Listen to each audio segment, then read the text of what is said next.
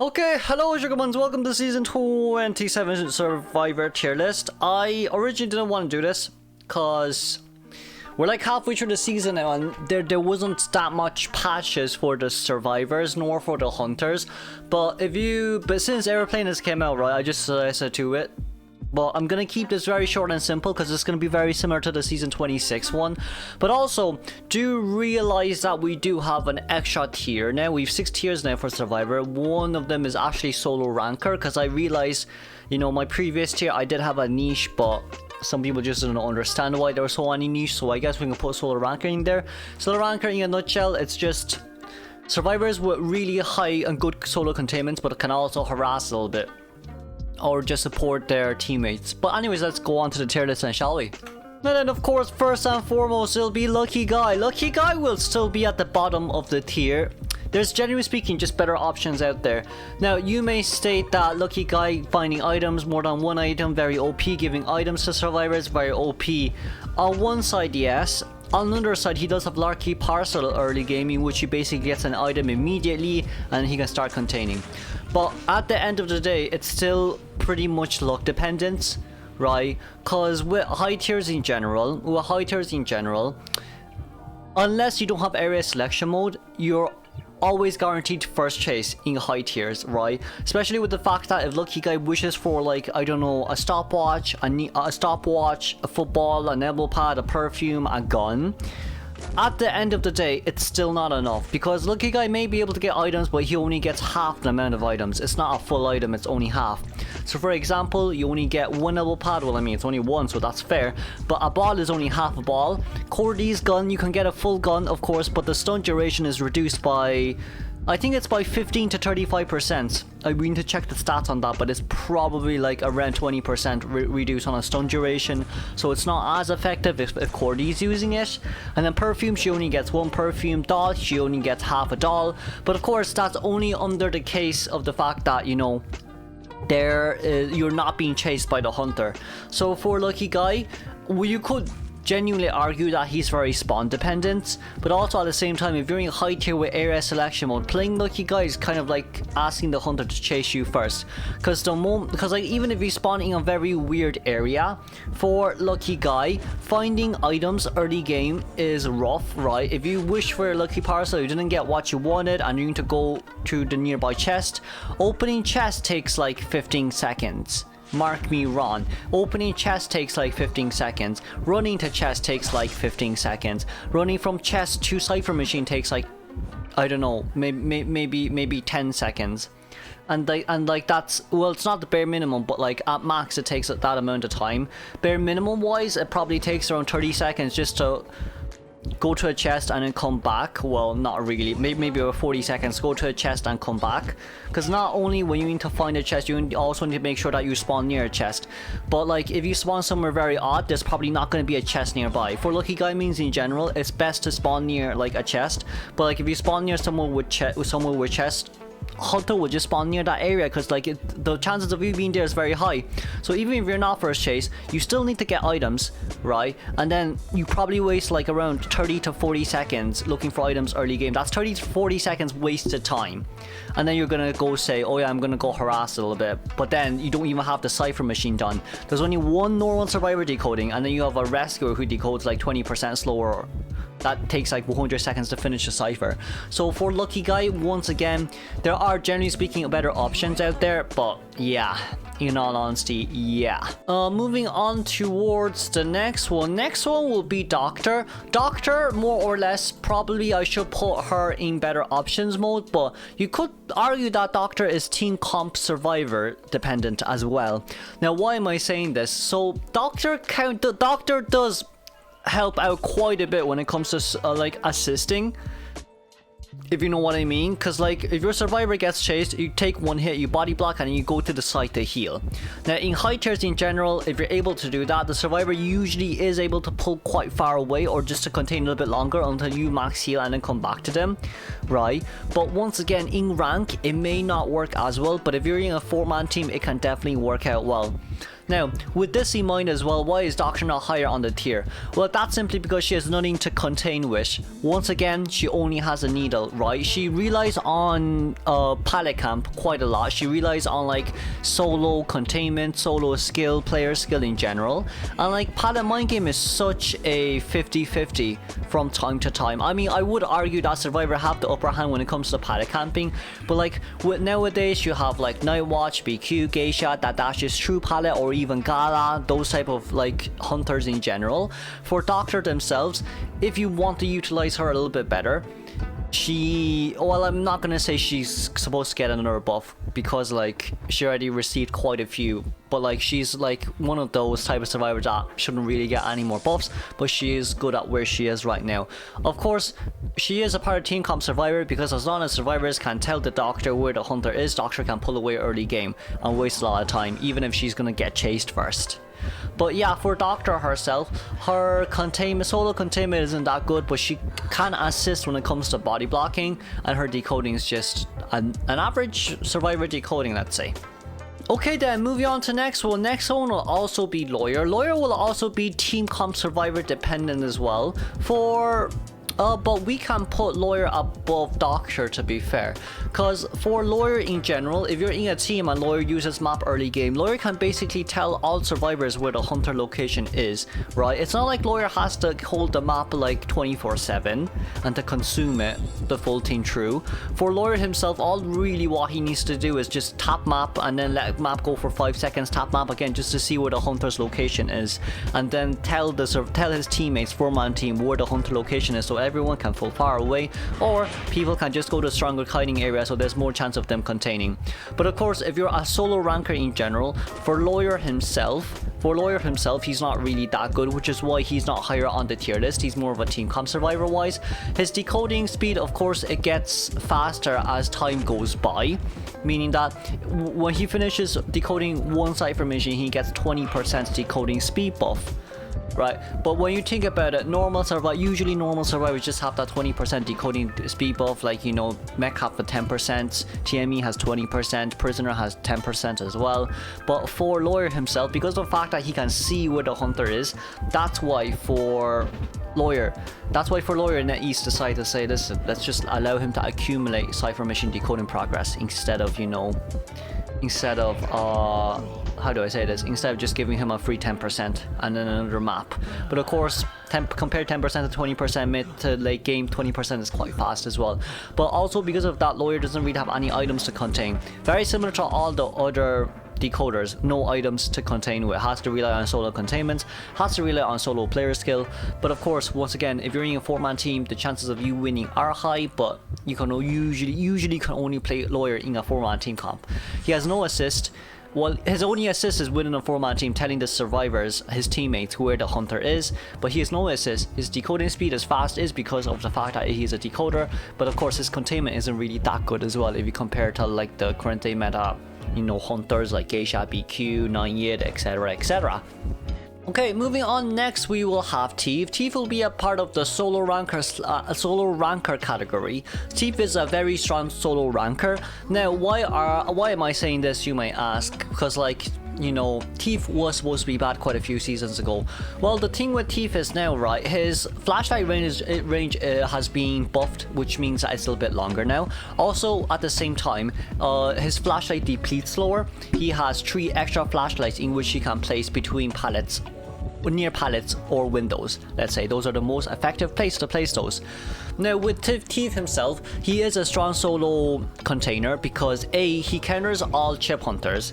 Right, he counters all chip hunters, which are basically, you know, Bonbon, Sculptor, Mad Eyes, and anyone that he chips with. He also does counter Night Watch as well. He also does counter, you know, the likes of Smiley Face, the likes of Ripper, the likes of well, he doesn't really counter Ripper because Ripper has Foggy Blade, but like he counters quite a bit of hunters like Geisha as well. You can even argue Feaster, you can even argue Axeboy, you can even argue, like, you know, BQ, well, maybe not Anne, but you get where I'm coming from. For Thief himself, because of the fact that like he can assist quite a bit and he can harass quite a bit during rebound kite sessions, hunters can't really look back, right? Even if you do look back, people may argue, hey, just bring impulsive and you look back at your movement speed boost and then try hit the thief. Yeah, you're hitting the thief, but thief usually brings flywheel. So what will the thief do? Flywheel your basic attack and then put the light on, because like after you charge attack hit, there's the recovery for the charge attack hit is like 1 second, right? And during that 1 second of your animation, thief flashing the light at you, it takes 1 second to like disable all your skills and it takes another second to stun you. So like for thief himself, he has quite a huge way, like a huge opportunity to harass even more, to continue even longer, to assist the survivors to rebound kite even more successfully, and like including the fact that even if he doesn't want to do that, moment that he puts a pallet down, he can immediately put a flashlight down, and then if the hunter breaks the flashlight, I'd say even with fast pallet breaking you get stunned. Even with fast pallet breaking you will get stunned, right? Same with Windows Vault Boost as well. Now people may argue that, well, thief doesn't really counter many hunters. Well, he does I would say he counters like 60 to 70% of the hunter pool. So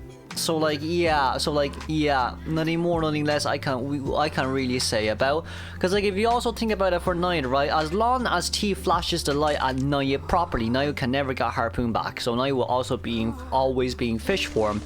Night Watch, okay, rebound, maybe when Night Watch gets presence 1 it's scary, but early game he's still very good. Mad Eyes, Feaster, Dreamwitch, Axeboy, Evil Reptilian, well, not Reptilian, but BQ, Violinist, Sculptor, and maybe not Undead. Well, I mean, Undead kind of counters all harassers, so at the end of the day, it is what it is for that. So yeah, that's my ranking for Thief.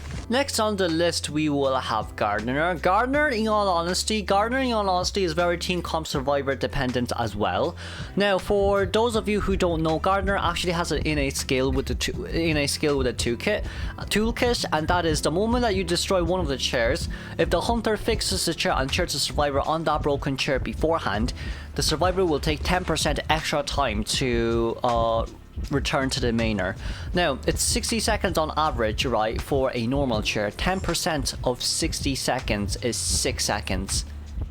Now, imagine it was a rescuer that was being chaired, and the rescuer has like an extra 10%, how do I say, chair time. And then you just basically just stack that up. It's like the rescuer stays on chair for like an extra 10 seconds or something because of Gardener's toolkit. Right, that's kind of strong, but like the chances of rescuing being chaired is very low because no one chases rescuers early game. But like also, aside from that, people may argue that, hey, listen, in all honesty though, the NAs have added chairs just so like it makes hunters' life easier, so harassers can't really do much. And you know, there's Giant Claw. Even if there is Giant Claw, as long as you pair Gardener up with another harasser, if Gardener can force this hunter to put down the survivor to fix a chair, the harasser always has more than enough time to harass and allow Gardener to break the chair once again, which is why Gardener is more of a Team Comp Survivor type play. But also at the same time, in solo ranking, if your random knows that he needs to down on corner, so then like you have more time to break the chair, and if your random brings stickers so she can crawl away faster, it'd be quite nice. But that's only Gardener's harass, mini assist slash harass part. For Gardener's containment, her containment isn't too bad, right? She may have nothing to contain with, she only has bubble to contain with, but like early game she does have a 15-second bubble to tank a chip or a normal hit, and then it's basically 2 normal hits after 50 seconds. After 50 seconds you need to wait for, I think, a 20-second cooldown for you to be able to get bubbles. How bubbles work basically is you stand there, you wait for the bubble to gen. If the bubble gets interrupted by the hunter, then it'll immediately carry over. So for example, if you stand for 1.5 seconds and the hunter hits you, all what you need to do the next time when the hunter's about to hit you is just to stand there for 0.5 seconds and the bubble immediately pops out. Right, the bubble immediately pops out, so that's like a free flywheel for you in a nutshell. But of course, you know, it does require a little bit of more of a practice for Gardener mains to do that, but once again, I don't think it'll be as hard as all the other characters we have there. But in a nutshell, yeah. That's that for Gardener. Moving on, next we'll be going with Magician. Magician will also be a solo ranker, but not better than Thief in my opinion. Magician's a very good solo ranker for someone who has 3 items, and per each wand he uses, he gains like a 50% movement speed boost for 1 second per each wand. If I'm not wrong, please mark me if I'm wrong. It's pretty darn strong, but it's not as strong as Perfumer, nor is it as strong as like, you know, Prospector and such, etc, etc. For Magician himself, he doesn't really have any support, right? He only has his wand, in which the wand basically gets consumed pretty darn fast if you're not careful. And of course, with the hunter in mind as well, sometimes the hunter can basically win the mind games of where you're gonna run, or sometimes you may just, you know, fail that one wand because you didn't look back to see if the hunter's gonna hit you or not. For Magician himself, he's a typical strong solo container, we can't argue that, but he has no assists, which is a little bit unfortunate. I don't even think that a Magician can body block, to be honest with you, because like even if he does body block, he needs to put a wand down, and like if the wand doesn't do much, then you know what can you do compared to a Perfumer. At least Perfumer can still go like follow the survivor who's on chair and then tank the normal hit and perfume back. But with a Magician instead, he's more of a solo container, not container. Ooh. But yeah, Magician solo containment is very good. His decoding is on average. He does have a chair invisibility after getting rescued, but that only applies to him once, which is fairly nice considering the fact that they have both Magician quite a bit before. But overall, I would say for Magician, it's all about mind gaming at the end of the day, but you know, less stable or consistent compared to Perfumer and, you know, maybe Barmaid and such. But yeah, that's that for Magician. Next on the tier list will be Explorer. For me, Explorer will be a part of tie guarantee. Now, Explorer may have received a buff in which you don't need to dig up the whole page, the whole treasure, to get, you know, decoding progress. His first page will take 27 seconds, and then 24 seconds, and then 20 seconds for, you know, his relatively per each page. But of course, his own solo, decoding is the average survivor. But if you think about it, right, with Explorer and such, being able to dig up pages within 30 seconds is pretty darn strong as well. So it will only take you, like, let's see, 27, 24, 20, so that's like 70 seconds to dig up 150% decoding progress. Now you may argue, hey, Explorer still has to run around the map, which is why he's mainly used on small maps and not big maps, for him to be a little bit more effective. But also at the same time, if Explorer really gets chased first, the moment Explorer turns into a mini Putin, okay, can't say the word. At the moment that Explorer turns mini, Explorer will know where the hunter's location is immediately, because that is of course one of his skill effects. Now Explorer has two choices. First one is to pull away, second one is to hide.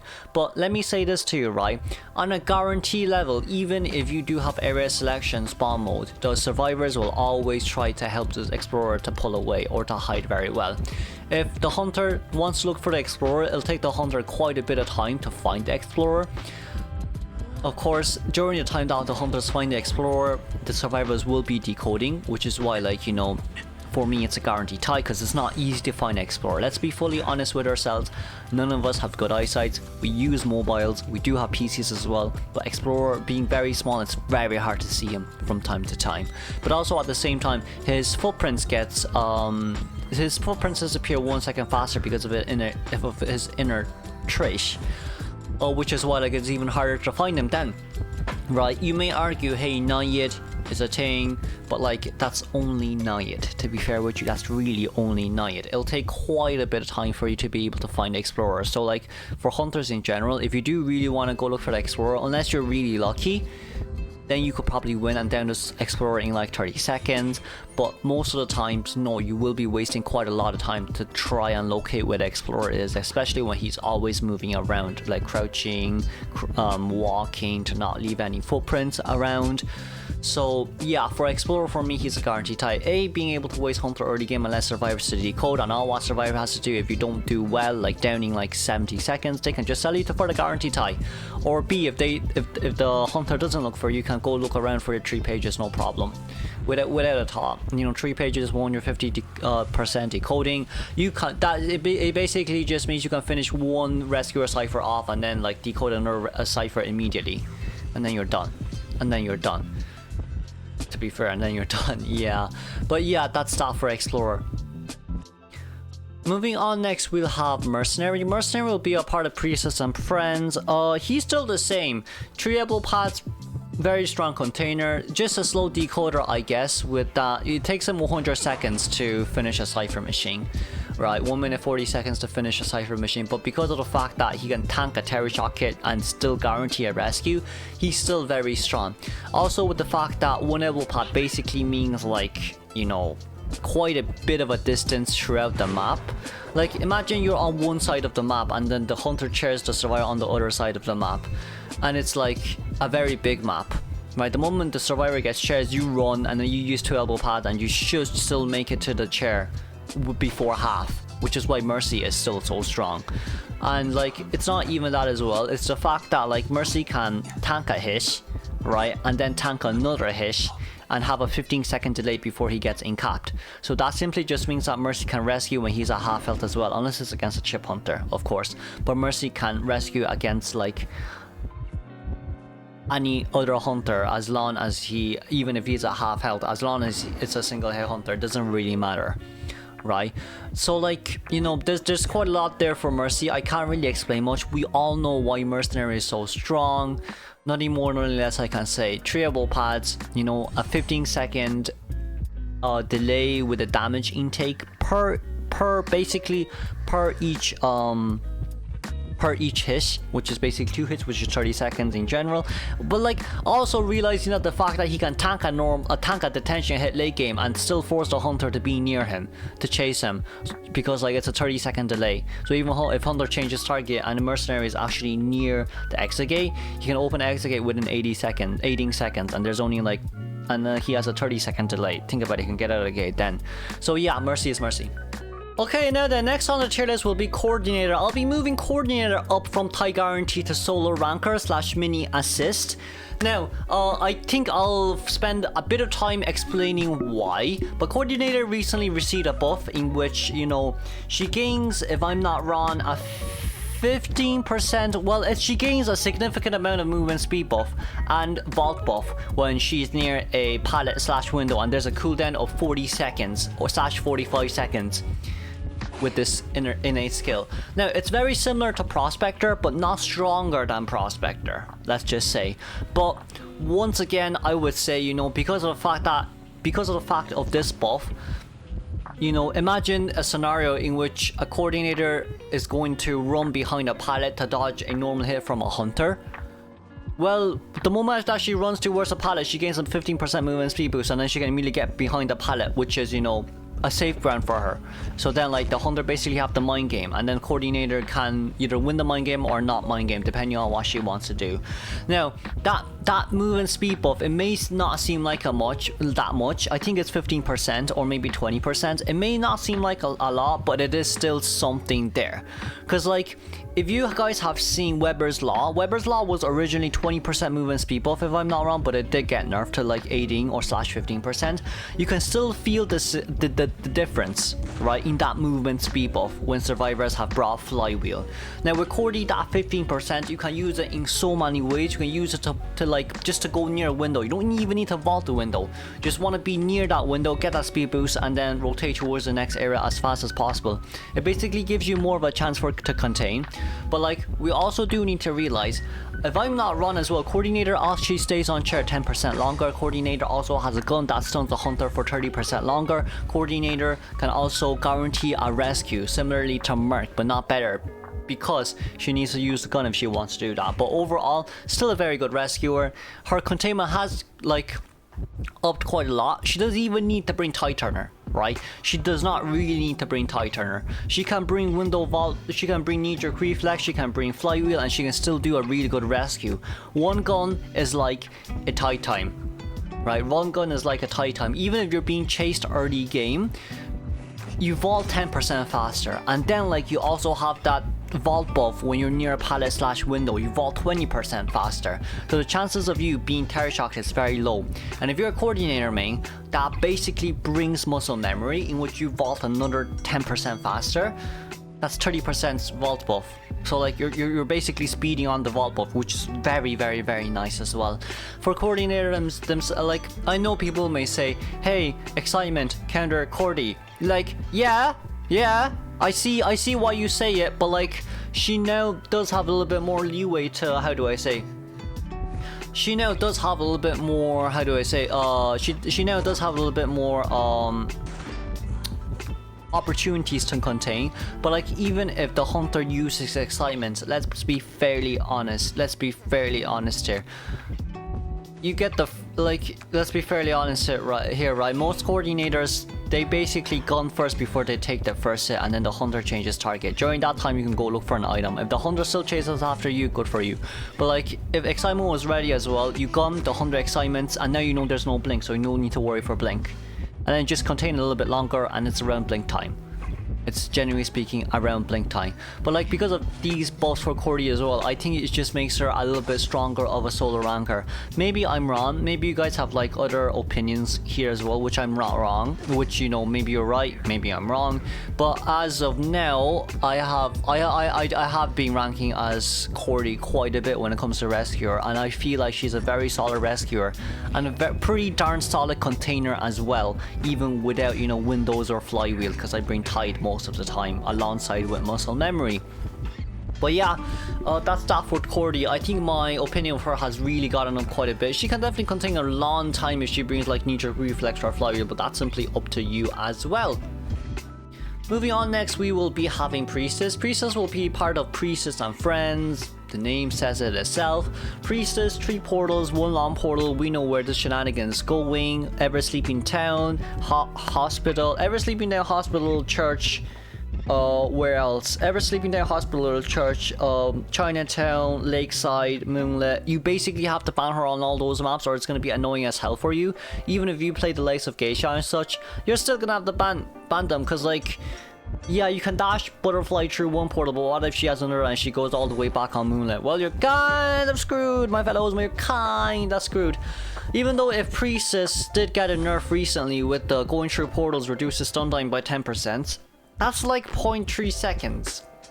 It's a nerf, yeah, sure, but like Priestess's main focus with those portals to assist survivors into transition into a better, you know, area, or like allowing them to rebound kite a little bit better, have more opportunities to rebound kite. And if there was a long portal and survivor takes a long portal, well, like you can just heal survivor from long with like a psychologist, but then like Priestess is more useful compared to a psychologist because her portal has you have so many ways to use those portals. So yeah, like the only debuff Priestess has is that 10% of all debuff. If I'm not, I think she does have some decoding debuff, but it's not major. It's like maybe 10%. It's really not that major if she really does have one. And of course, she does heal teammates 10% faster as well. So there you go for that. Next on the tier list will be Mechanic. I'll be putting Mechanic on Niche. I'm going to put Mechanic on Niche, even though I do want to... Well, I mean, probably not going to put him on Priestess and Friend as well. Because, like, Mech is good, but she's not meta.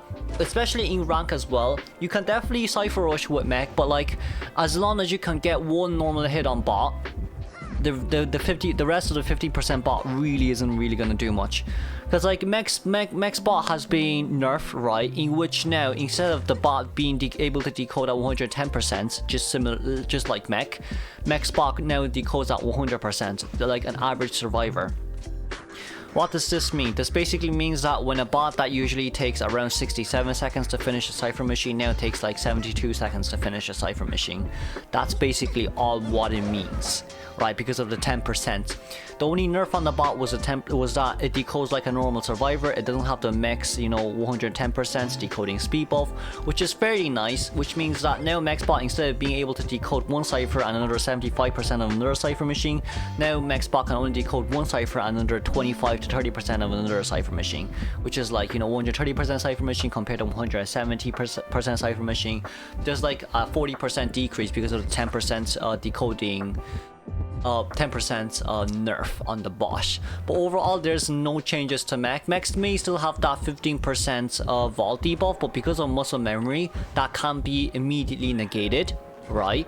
And then like mech can bring windows, mech can bring flywheel. As long as mech pulls away from the bot, and as long as the bot is on the field, if mech can contain for like 60 seconds, it's always a guaranteed tie, because the bot can be out there to decode the fourth cipher machine, right? But if a mech contains for 80 seconds, 75 to like 80 seconds, it's almost always guarantee a win. Because there's only 2 cipher machine remaining, and there's like 4 other survivors out there. Meanwhile, mech is being shared because the bot also kind of is a survivor. Which is why for me, like, you know, unless you've really trouble against like chasing after survivors or just chasing after mech in general, that's a problem for you. But of course, people may argue, hey, what if I just don't chase after the mech? What if I just don't chase after mech and after a survivor? Well, yes, you could say that, but there's still 4 survivors on the field. There's 2 survivors that decodes normally, the bot and another survivor, and then you with a like 40% debuff, and then a rescuer with maybe a 10/20% debuff. But like, if you think about it, right, it's like decoding 4 cipher machines simultaneously. After the first 3 is done, the last 2, there's probably only like 20% decoding left to do. And like with tie turn as well, with that 20-second tie turn, it'll buy quite a lot of time for you. So overall, yeah, that is what it is. But of course, you can also argue that you can sell, and then 3 survivors late game at max health, mech decodes at 110% speed again. Yeah, that's always almost a guaranteed tie there for you. So yeah, that's that for mech. That's why I'm putting her on niche. Now the next on the tier list will be Forward. Forward will also be part of niche. I'm not gonna put Forward on, how do I say, I'm not gonna put Forward on Priestess and Friends because of the fact that number 1, mischievous is a thing. Number 2, there are quite a bit of hunters that counter Forward, except for maybe, let's say, a single hunter that doesn't have that much map control. And then number 3, that Forward now consumes ball a little bit more compared to usual, because Forward now cannot have, how do I say, a pallet speed buff compared to the past. For Forward himself, right, yes, he's definitely good against single hill hunters. No one is arguing you with that, right? No one would argue against you. Forward is good against BQ. Forward is good against Geisha. Forward is good against who else is there? Forward is good against you know, the likes of Woo Woo. Well, maybe not Woo, but like Photo, Helenber, Opera Singer, Gamekeeper, Ripper, etc, etc. But like, there's also quite a lot of hunters that counter Forward as well, if you think about it, right? Quite a few of them are Bonbon, Soul Weaver, Wu-Chan's recent new buff, and basically the moment that he rings the bell on the Forward cannot use his item during calibration mode. That's only when Wu times it right. Mad Eyes, there's also Dream Witch, there's also Axeboy, there's also maybe Reptilian, but then, you know, like, there's the genuine wax artist, disciple, sculptor, and undead, which, you know, undead basically doesn't share survivor, so it is what it is there. But like, you know, you could say, you know, he counters Paloon, he counters BQ, he counters Geisha, he counters most of the other single hill hunters. But like, there's so many hunters now that counter Forward, and also with the fact that mischievous is a thing, which, like, you can balloon survivors 20% faster. Because of the fact that hunters can balloon survivors 20% faster, this A simply just means Forward has to be very close towards the hunter in order for them to to stun the hunter down and allow the survivor to try rebound kite or body block for the survivor. But also at the same time, if the Forward is too far away and the hunter balloons the survivor and then sees the Forward coming, immediately drops the survivor, Forward basically wastes the ball then. Right, Forward basically wasted the ball then, which is quite a little bit of an unfortunate situation. Now, you guys may argue, hey, in IVIL, in IJL, the Forward has been doing very good. Well, if you look at it properly, in all honest nutshell, if you look at it properly, the Forward, they're only really countering single hill hunters with no map control, the likes of Geisha and BQ. Right, they're really only countering those two most of the times. There is one game in which YMM lost against AKs forward, but that's only because his first harpoon was aimed to get forward to half health and not focused on getting patient on chair or just make a huge abyss so forward can come in and then get patient on chair. That's kind of Wildling's own fault, but overall because of this for forward as well, he needs to consume his balls a little bit more. Per one stun, I say it's like a quarter of a ball. One stun is like a quarter of a ball. Sometimes it could be a fifth of a ball, but that's not even a stun by that point. That's really not even a stun by that point.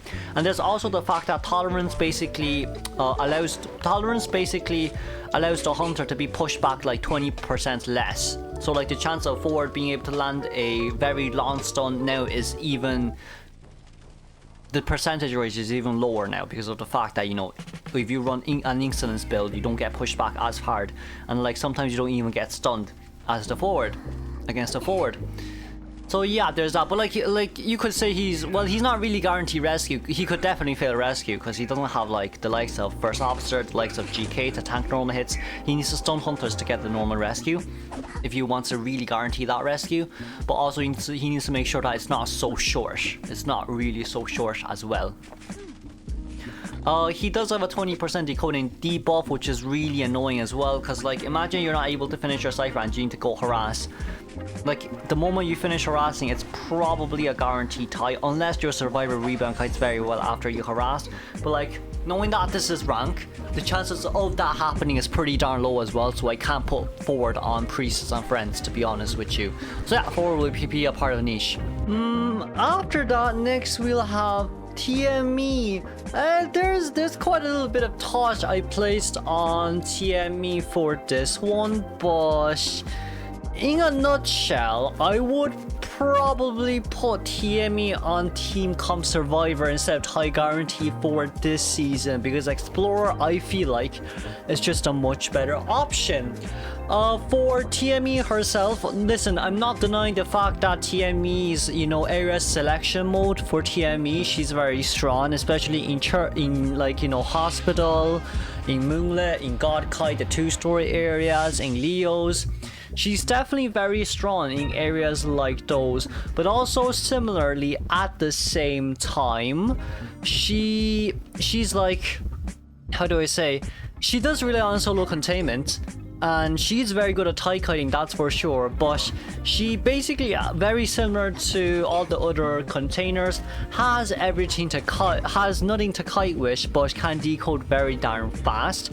With her cane, if you use the cane right after you vault window, the hunter will vault window like 50% slower because of the range difference, right? You're very close to the hunter, so hunter vaults slower, etc, etc.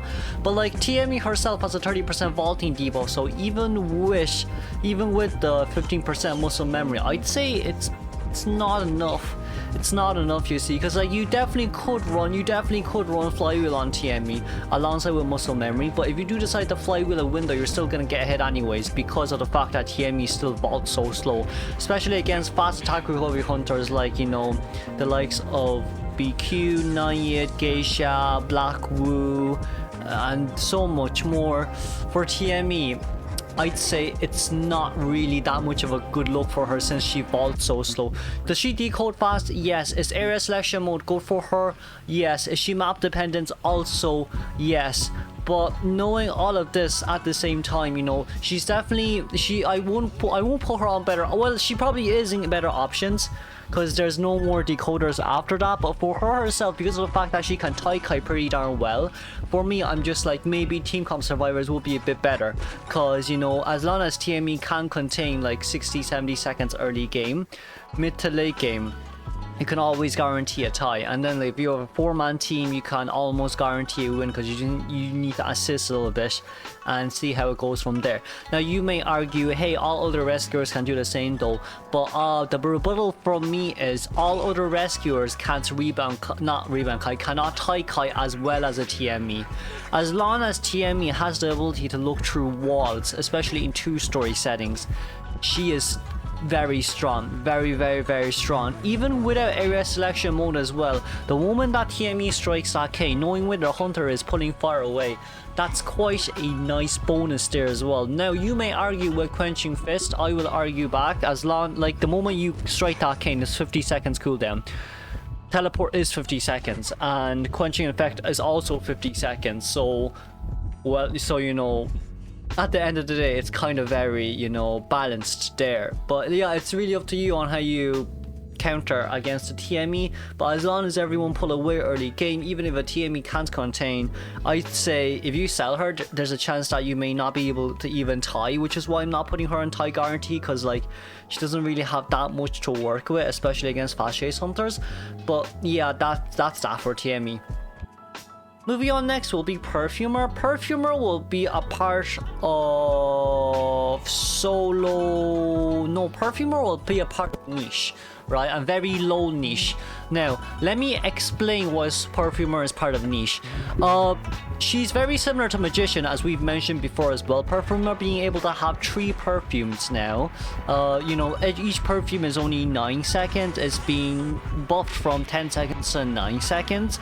And Hunter attack recovery is usually, you know, 2 to 4 seconds. Right, so then like the moment Perfumer gets a hit, she comes back and then she runs away. Being able to pull that distance is pretty darn nice as well, or even just to be able to rotate towards the nearest pallet/window, so that the next perfume will be ready just on time.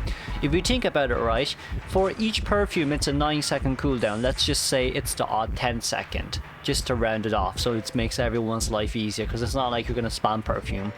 And per each perfume, it stays for 5 seconds. Depending on how you use the perfume, you can contain for like 45 seconds, even if you spam the perfume and not get a hit, right? 45 seconds into the game, your first chase, you've used all your perfume, but you're still at max health.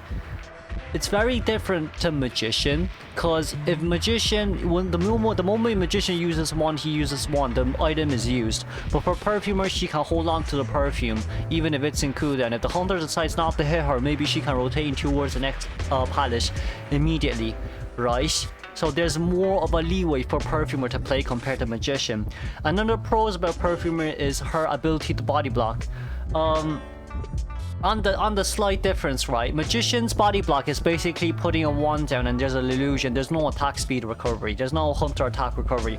But for Perfumer, there is. Which is why, for me, Perfumer is a little bit higher than Magician when it comes to the rankings itself. Magician himself, he's definitely a good container. But is he better than Perfumer? I think not. Because it's not like Perfumer is going to use, like, you know... He's gonna spam all 3 of her perfume. You could even say like a perfumer uses one perfume every 20 seconds.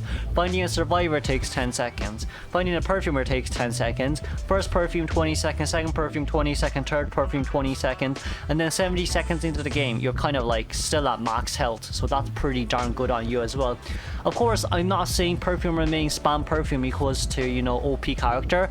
It also depends on the survivors, their, you know, how do I say, the ability to use flywheel, let's say, because when you tap perfume, it's like you using flywheel and you mind gaming the hunter. Now, why is perfume is not a bit higher? Because of the fact that there are chip hunters out there that counter her, or even perfumer may just not become the first chase most of the time as well. But with these in regards, she does have an average decoding speed, which is 70, I think it's 81 seconds. Yeah, the average decoding speed for Survivor is like 80 seconds. Her only debuff really is healing debuff, and I don't think it really matters that much, right? Because if you're a perfumer who gets first hit early game without using perfume, that's kind of your fault, because you do have 3 perfumes. But compared to Magician, if you fail 1 items, it doesn't matter for Magician, but it does matter for Perfumer. But you know, high risk, high reward. This is why Perfumer is better than Magician. Of course, we need to consider skill level as well. If the skill level is the same, a Perfumer will always contain longer than a Magician. Okay then, next on the tier list will be Cowboy. Cowboy will be a part of the solo ranker / mini assist character. Cowboy is a really nice solo ranker, but also a really nice mini assister when it comes to harassing itself. Of course, you may argue for Cowboy, if you're playing in a team, there's more chance of you know, being able to, how do I say, outperform the hunter. But for a Cowboy, one of his main issues is Giant Claw. I would say one of his main issues is Giant Claw, and it's also including the fact that NetEase has currently added a little bit more chairs just to counter the Cowboy and Gardener team comps, because, you know, Gardener destroy chair, Hunter puts down Survivor has sticker across fast away, and then Cowboy holds lasso and then forces the Hunter to put the Survivor down again, right? But also at the same time, but like that's the whole reason why they added more chairs, because Cowboy is really annoying in certain areas and there's no way to counter it. Now, on that side note as well, Cowboy himself does have a really good containment. His lasso is 10 seconds, if I'm not wrong. It should be around 10 seconds, 9, 10, 11 seconds. And you can lasso ciphers, machines, hunters. For Cowboy himself, when you lasso a certain object, except for survivors, you gain like a movement speed boost. If you lasso a hunter while the hunter is about to attack you, you can basically nullify the hunter's attack and gain a mini 50% movement speed boost to rotate towards the next area, which is, you know, very nice for Cowboy if you know how to play him well. Why would he not be a little bit higher? He wouldn't be a little bit higher because I would say, like, whenever he lassos a certain object, Hunter basically knows where he's going. Like, you know, very not similar to a forward. Forward has a lot of leeway, but Cowboy himself, Hunter can kind of predict where he's going to lasso at the end of the day. So like, sometimes the Hunter does have the upper hand, sometimes they don't. But you know, Cowboy himself with the containment, it's still very good. Definitely not below any of the other survivors on this tier for now, but you know, just kind of predictable to a certain extent. Then let's talk about Cowboy's harass. Cowboy's harass, as I said as well, it's okay. It's mainly based on balloon rescuing, but the biggest counter really is Giant Claw at the end of the day. And if your random does not down near and if your random downs near a chair. Right, if your random downs near a corner, good for you, you can play along for a while. But if your random downs near a chair, you're kinda screwed. So yeah, that's the unfortunate side of it all. And I guess for Cowboy, balloon rescuing is a little bit hard because it's all about mind games. So it's not going to be like an always guarantee balloon rescue like a Cowboy, for like a forward, for example. So yeah, that's why I think Cowboy is a part of solo ranker. Now then, next on the tier list will be female dancer. Female dancer will be a part of niche. Female dancer is pretty darn strong with the fast nor the slow music boxes. For female dancer herself, people may be like, hey, she don't matter. She does matter. Like, she works really well in two-story settings. She works really well in small maps, which is basically all the maps that we have. Arms is small, Church is small, Moonlit is two-story setting / big, Lakeside two-story setting big, Leo's same thing. It's all, Leo's is small and two-story setting. But like, I'm saying Leo's is small because all the palettes are so close to each other, so you have so much room to play there. And then you have Chinatown, same thing, big but two-story setting. And then, you know, Hospital is small, but it also has a two-story setting, which is why she's very strong right there. For female dancer herself, she does not require, you know, side-by-side assists. She can just deploy slow music box down, put the palette down, and allow their survivor to rotate down to contain for as long as possible. For hunters themselves, they can't chase after a survivor in slow music box. Let's be fully honest with ourselves. If you chase after a survivor in slow music box, you're kind of looking to be contained for like another 30 seconds or so, instead of not just destroying the music boxes, right? Per each female dancer music box, if the hunter does destroy it, female dancer can come back with a palette stun. That's not too bad, but also at the same time, the moment that female dancer places a music box, you can immediately dance away, which basically acts like a window or palette speed boost, right? It creates such a big distance as well. Also note that sometimes female dancer can dance twice. It really just depends on, you know, how much stacks you saved up for yourself for the dance. But overall, her ballet is very, very, very good. It's assist survivor as well. Like, fast music boxes can counter Balloon, Gala, Bonbon, etc, etc. Slow music boxes can also... Slow music boxes basically counter every hunter, right? But fast music boxes mainly counter the likes of chip hunters or slow movement speed hunters. Female dancers, as I've already talked about her containment, like the dances. Also, jumping down from two-story gives you a speed boost, which is why sometimes survivors don't even bring window speed boost for a female dancer and just run flywheel instead, which is a much safer option as well. Does female dancer have a debuff? I'm not sure. I actually don't think she has a debuff. She may have one, but it's definitely not decoding related, so that doesn't really matter that much there. If she really does have a vaulting debuff, then I guess, you know, fast music box can always help you out quite a bit. So yeah, oh yeah, one more thing to mention. Female Dancer may have gotten a nerf on the soul music box when it comes to stacking, but it's only 3%. If I remember correctly, it was reducing Hunter's movement speed by and interaction by 15, 20, 25 to... Wait, no, let me think. Yeah, to 12, 16, 20.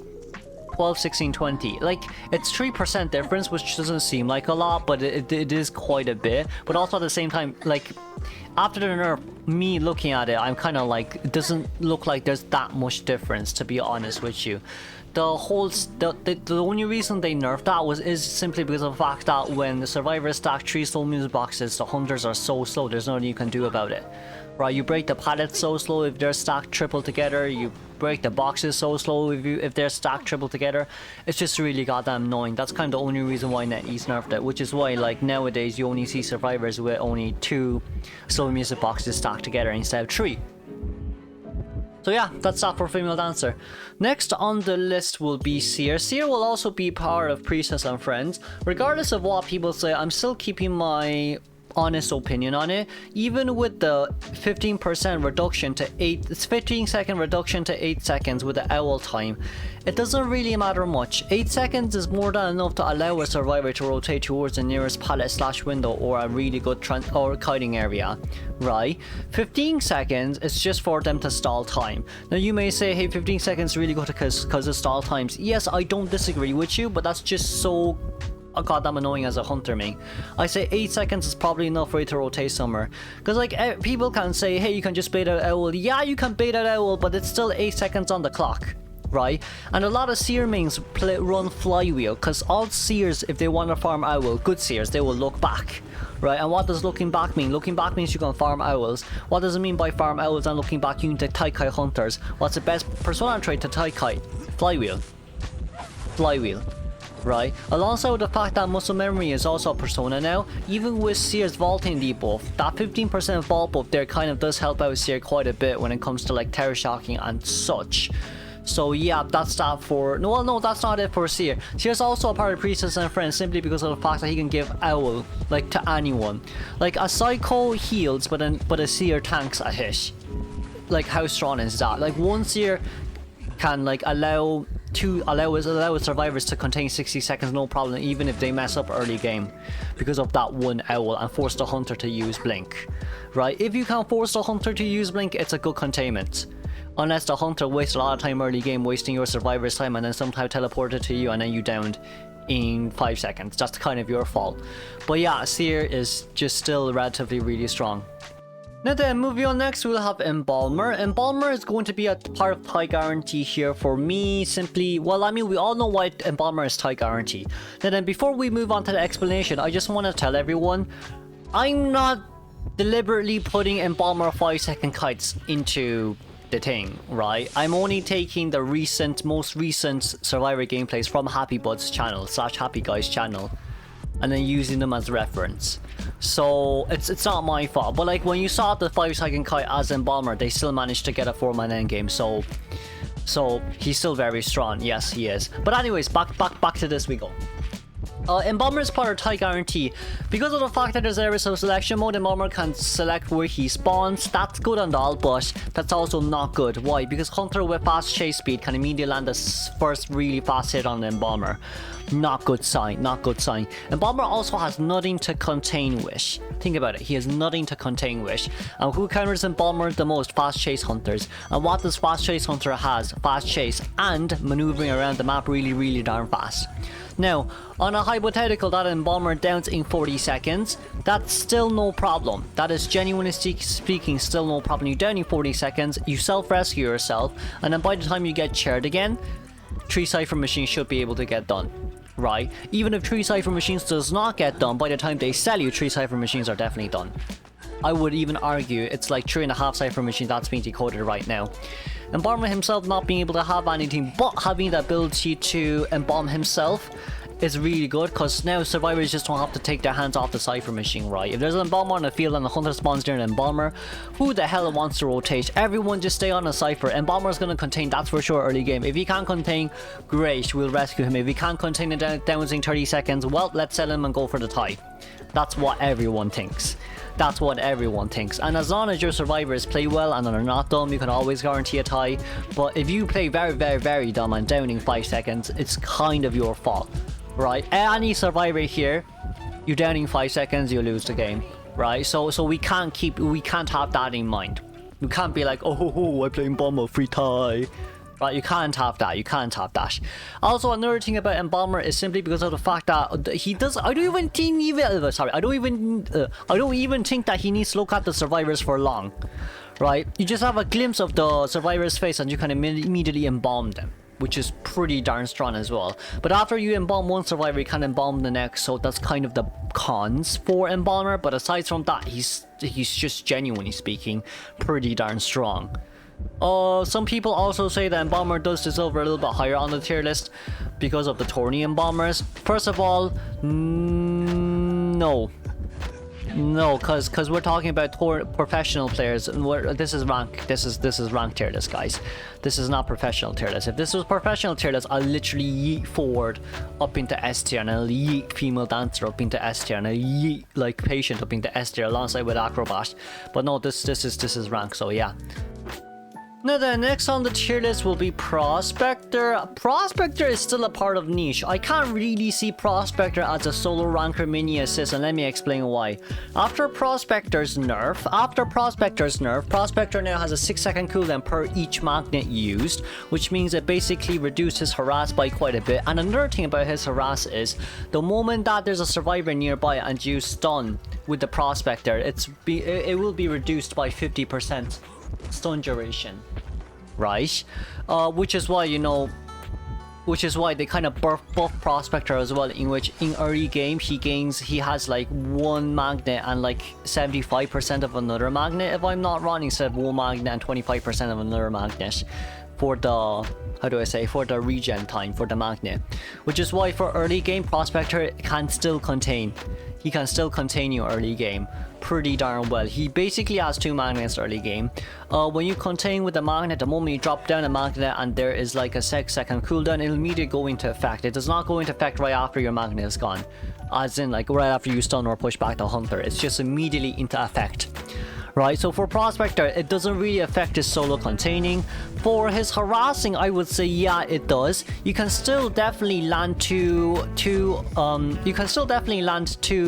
magnets if you throw one down early, and then it'll go immediately into cooldown. Hunter picks it up, and then you stun, he drops it down, and if he picks it up again, you can basically throw the magnet out and stun him. You can definitely do that, but triple magnet is now not a thing anymore, which, by lord, thank God. Now you guys may also argue, hey, but the problem is, if Prospector's harass has been nerfed by 50%, there's no point in like spamming magnets anymore. Well, no, if you actually read Prospector's description, it says that right after you successfully balloon rescue a survivor, the Hunter will guarantee a 3.5 second stun. Right, so it's not a 1 second stun, it's a 3.57 second stun. Unless they have Rage, Berserker, or Addiction, is what I will say. Unless they have any of that. But it's still 3.57 second stun. Right, and during that time, you can basically run towards your survivor and try body block for them, or push back with another magnet. However you want to do it. Right, and it's going to successfully count as a balloon rescue. But aside from balloon rescue, as long as Prospector is, as long as Prospector is away from the survivor, because like, you need to think about it this way, right? It's within 12-meter radius, if I'm not wrong, 12 to 15-meter radius, which means as long as a Prospector throws the magnets out, and then when Prospector attracts the Hunter towards them and hit a wall, if the survivor is 15 meters away, the 50% reduction in harass in stun is not going to come into effect, in which we see quite a lot of Prospectors being able to do. One survivor runs north and a U Prospector being at south throws the magnet down, stuns a Hunter, pulls the Hunter back, and you get like a second stun out of it, which is pretty darn strong. And of course you can just throw another magnet out just to wound the hunter's heart a little bit more. So yeah, Prospector is still top, very high on the list for me. Then on the tier list will be Enchantress. Enchantress will also be a part of solo ranker / mini assist. For Ench herself, she has a nerf. She has the nerf with her curses, with her 8 curses, in which if a survivor is nearby, you regen the curses 50% slower. If I'm not wrong, right? Which is why her harass is only considered as a mini assist harass. It's just a very teeny tiny harass if she really does come. For Enchantress solo containment, her solo containment is still okay though, because like with Flywheel in effect as well. Flywheel, if you bring Flywheel, it also means you bring Weber's Law. Weber's Law gives you like a 20% movement speed buff when the hunter's actually chasing you for 5 seconds. If I'm not wrong, and you get the movement speed buff for like 3 seconds, in which it basically just allows you to put a little bit more of a distance and to tie the hunter a little bit longer, so you can get your first attack a little bit easier. You cannot argue me against this. That Weber's Law doesn't allow an Ench to contain a bit longer. During a Taikai situation, you genuinely cannot, like, how do I say, rebuttal this, right? Unless it's the very bad Enchantress, fair, but like, overall no.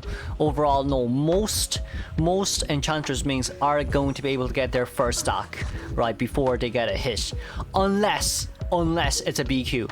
Right, if it's a BQ, fair enough, right? Can't argue with you. BQ basically full-on counters Enchantress. But if it's not a BQ, then no, I don't want to hear it. Genuinely don't want to hear it. Right, if it's a chip hunter, like Enchantress counters chip hunters, so you know, yeah. But also aside from that, she has nothing early game, which is why we're putting her very low, right? She needs to be able to gain stacks. She gains stacks by getting hit, and she gains stacks by containing. But per each stack she gains the next stack 11% slower, and with a maximum debuff of 77%, in which it means that after you get 7 stacks, you're gonna regen very darn slow. You're gonna regen your curses very darn slow. Now, getting hit and gaining a stack does not count towards this. Getting hit and gaining a stack definitely does not count towards this, I'm quite sure. If you get a hit, you'll just get a stack. But most of the time, and one Enchantress is able to get 2 stacks with solo containment herself, and then 3rd stack when the hunter hits them. So then, like, even if the hunter is about to hit you with your second hit and you're gonna be incapped, you can do a triple... A big curse, in which it stuns the hunter for like 3 to 5 seconds, if I'm not wrong. But of course, you can also save the big curse for rebound kiting after you get rescued. Maybe you can big curse and then like have an easier time to rebound kite, or you can use single stacks of stuns, in which, you know, it basically works really well against like the likes of Geisha and Naiad. I will not lie, does really work well against Geisha and Naiad, those single stack stuns.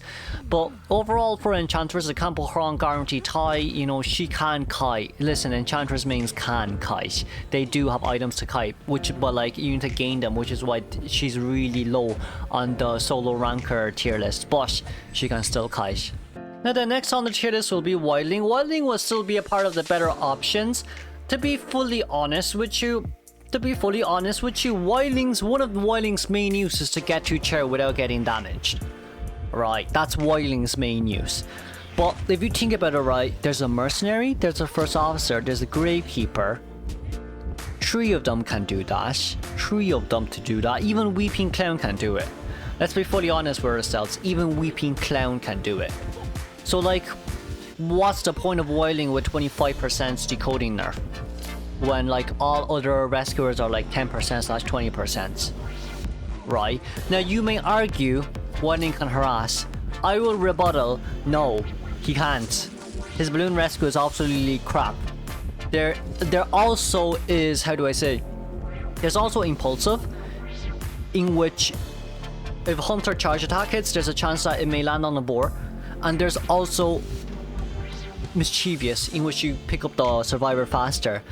What that means is if Wildling is too far away and the hunter manages to pick the survivor up, you're not gonna push the survivor who got ballooned down. You only push it down during the animation.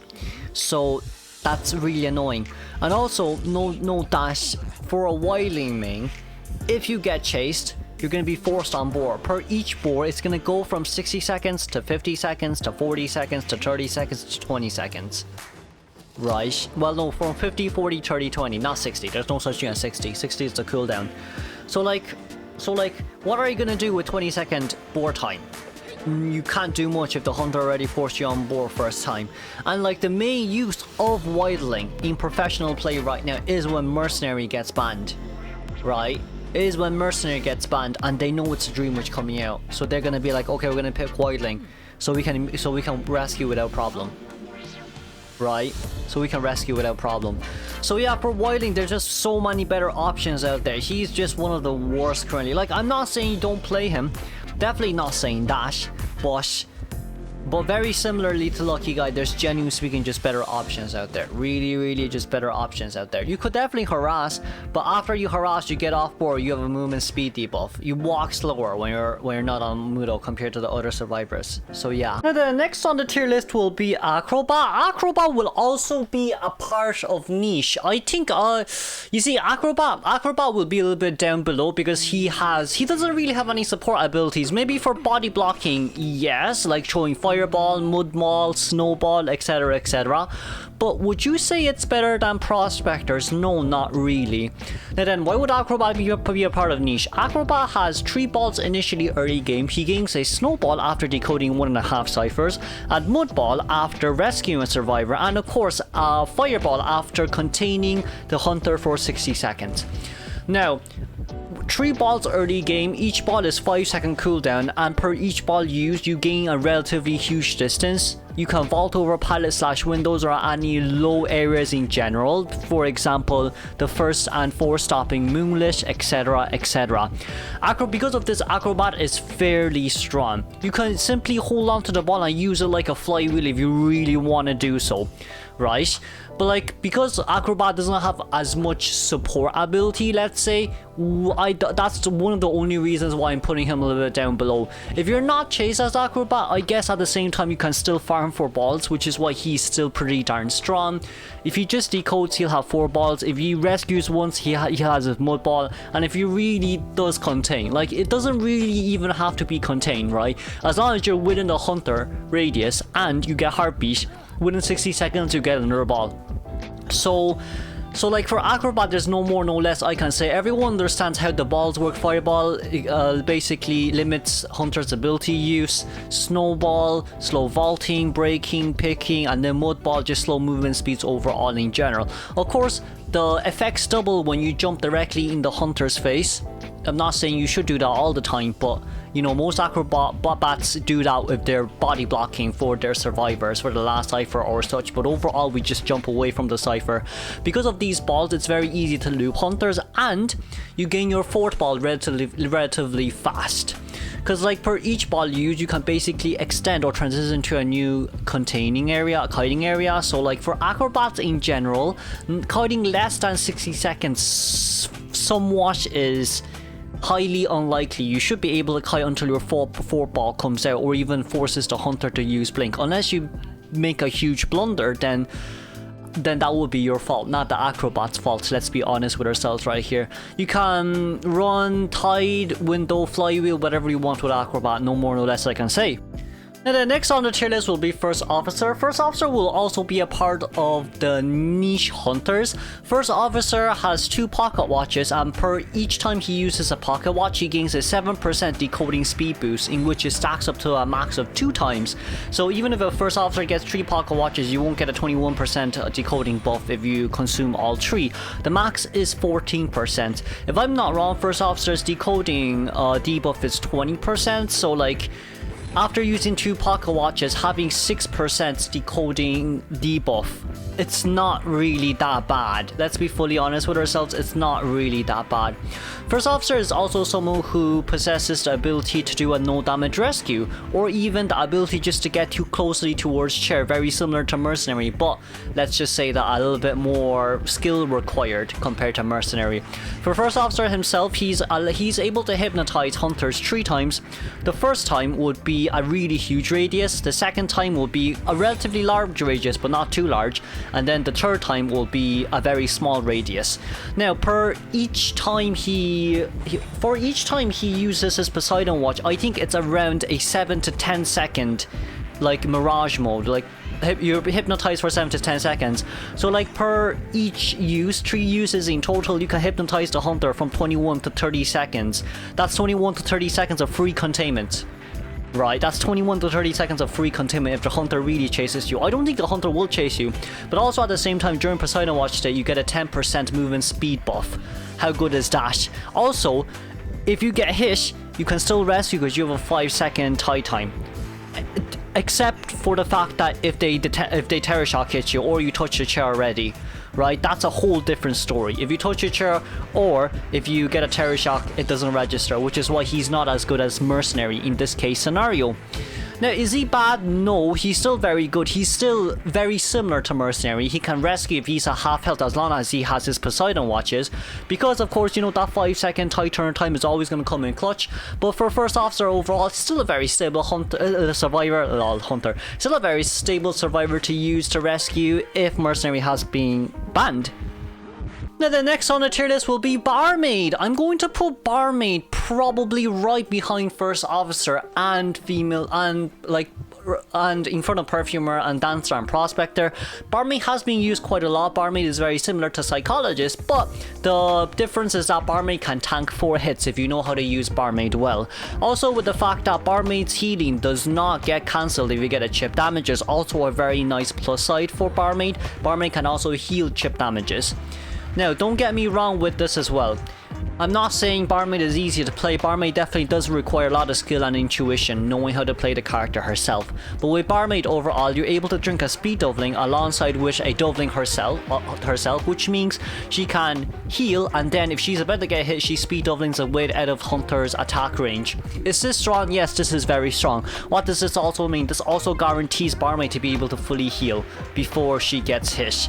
Even if there is blink, Hunters has to be very careful of how Barmaid uses the speed doubling, because of the speed doubling, there's quite a lot of advantages for Barmaid, to be fair with you, right? Which is why a lot of Barmaids also run flywheels, so there's still a huge chance for, you know, Hunters, for a Barmaid to flywheel predict your blink.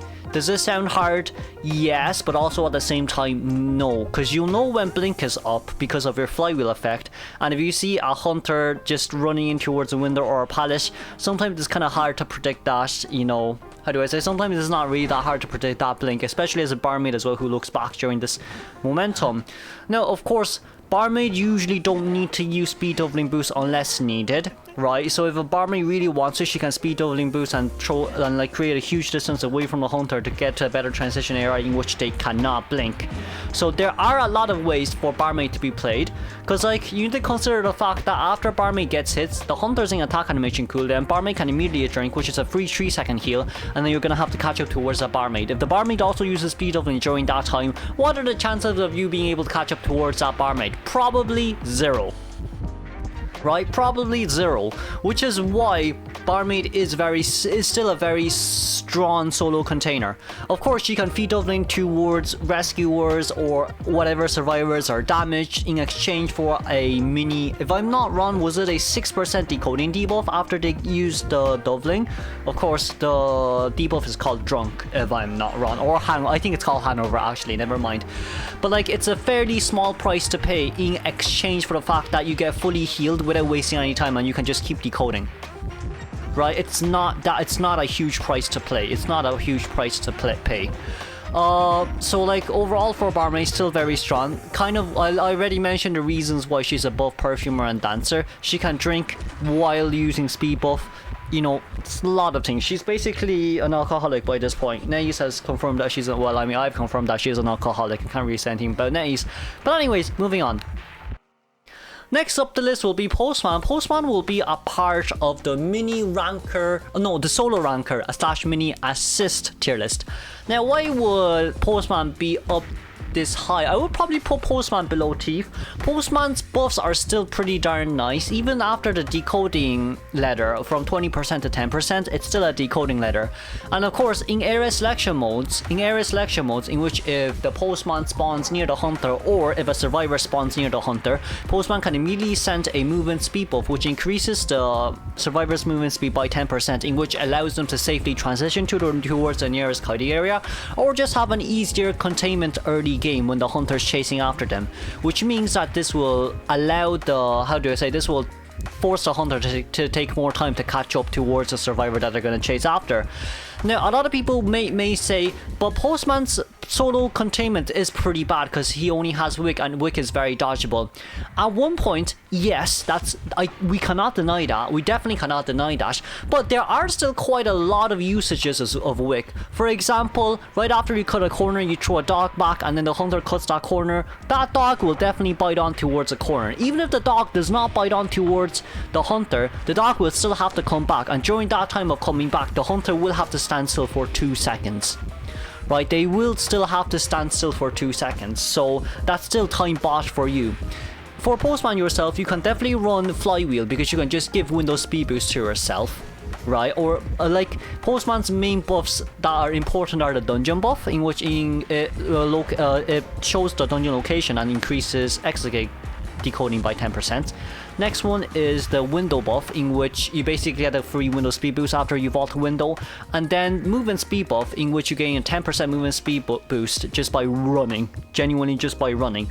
And then the last one, which is quite nice, which is the decoding buff, which is the 10% decoding.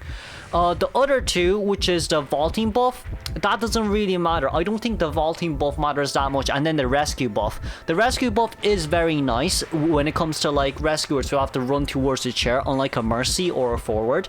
Those are relatively nice, but usually in rank we wouldn't really give those buffs. Usually we wouldn't give those buffs unless we've nothing to give, because the rescuer would already be on their way the moment that the survivors have been encapped by the hunter.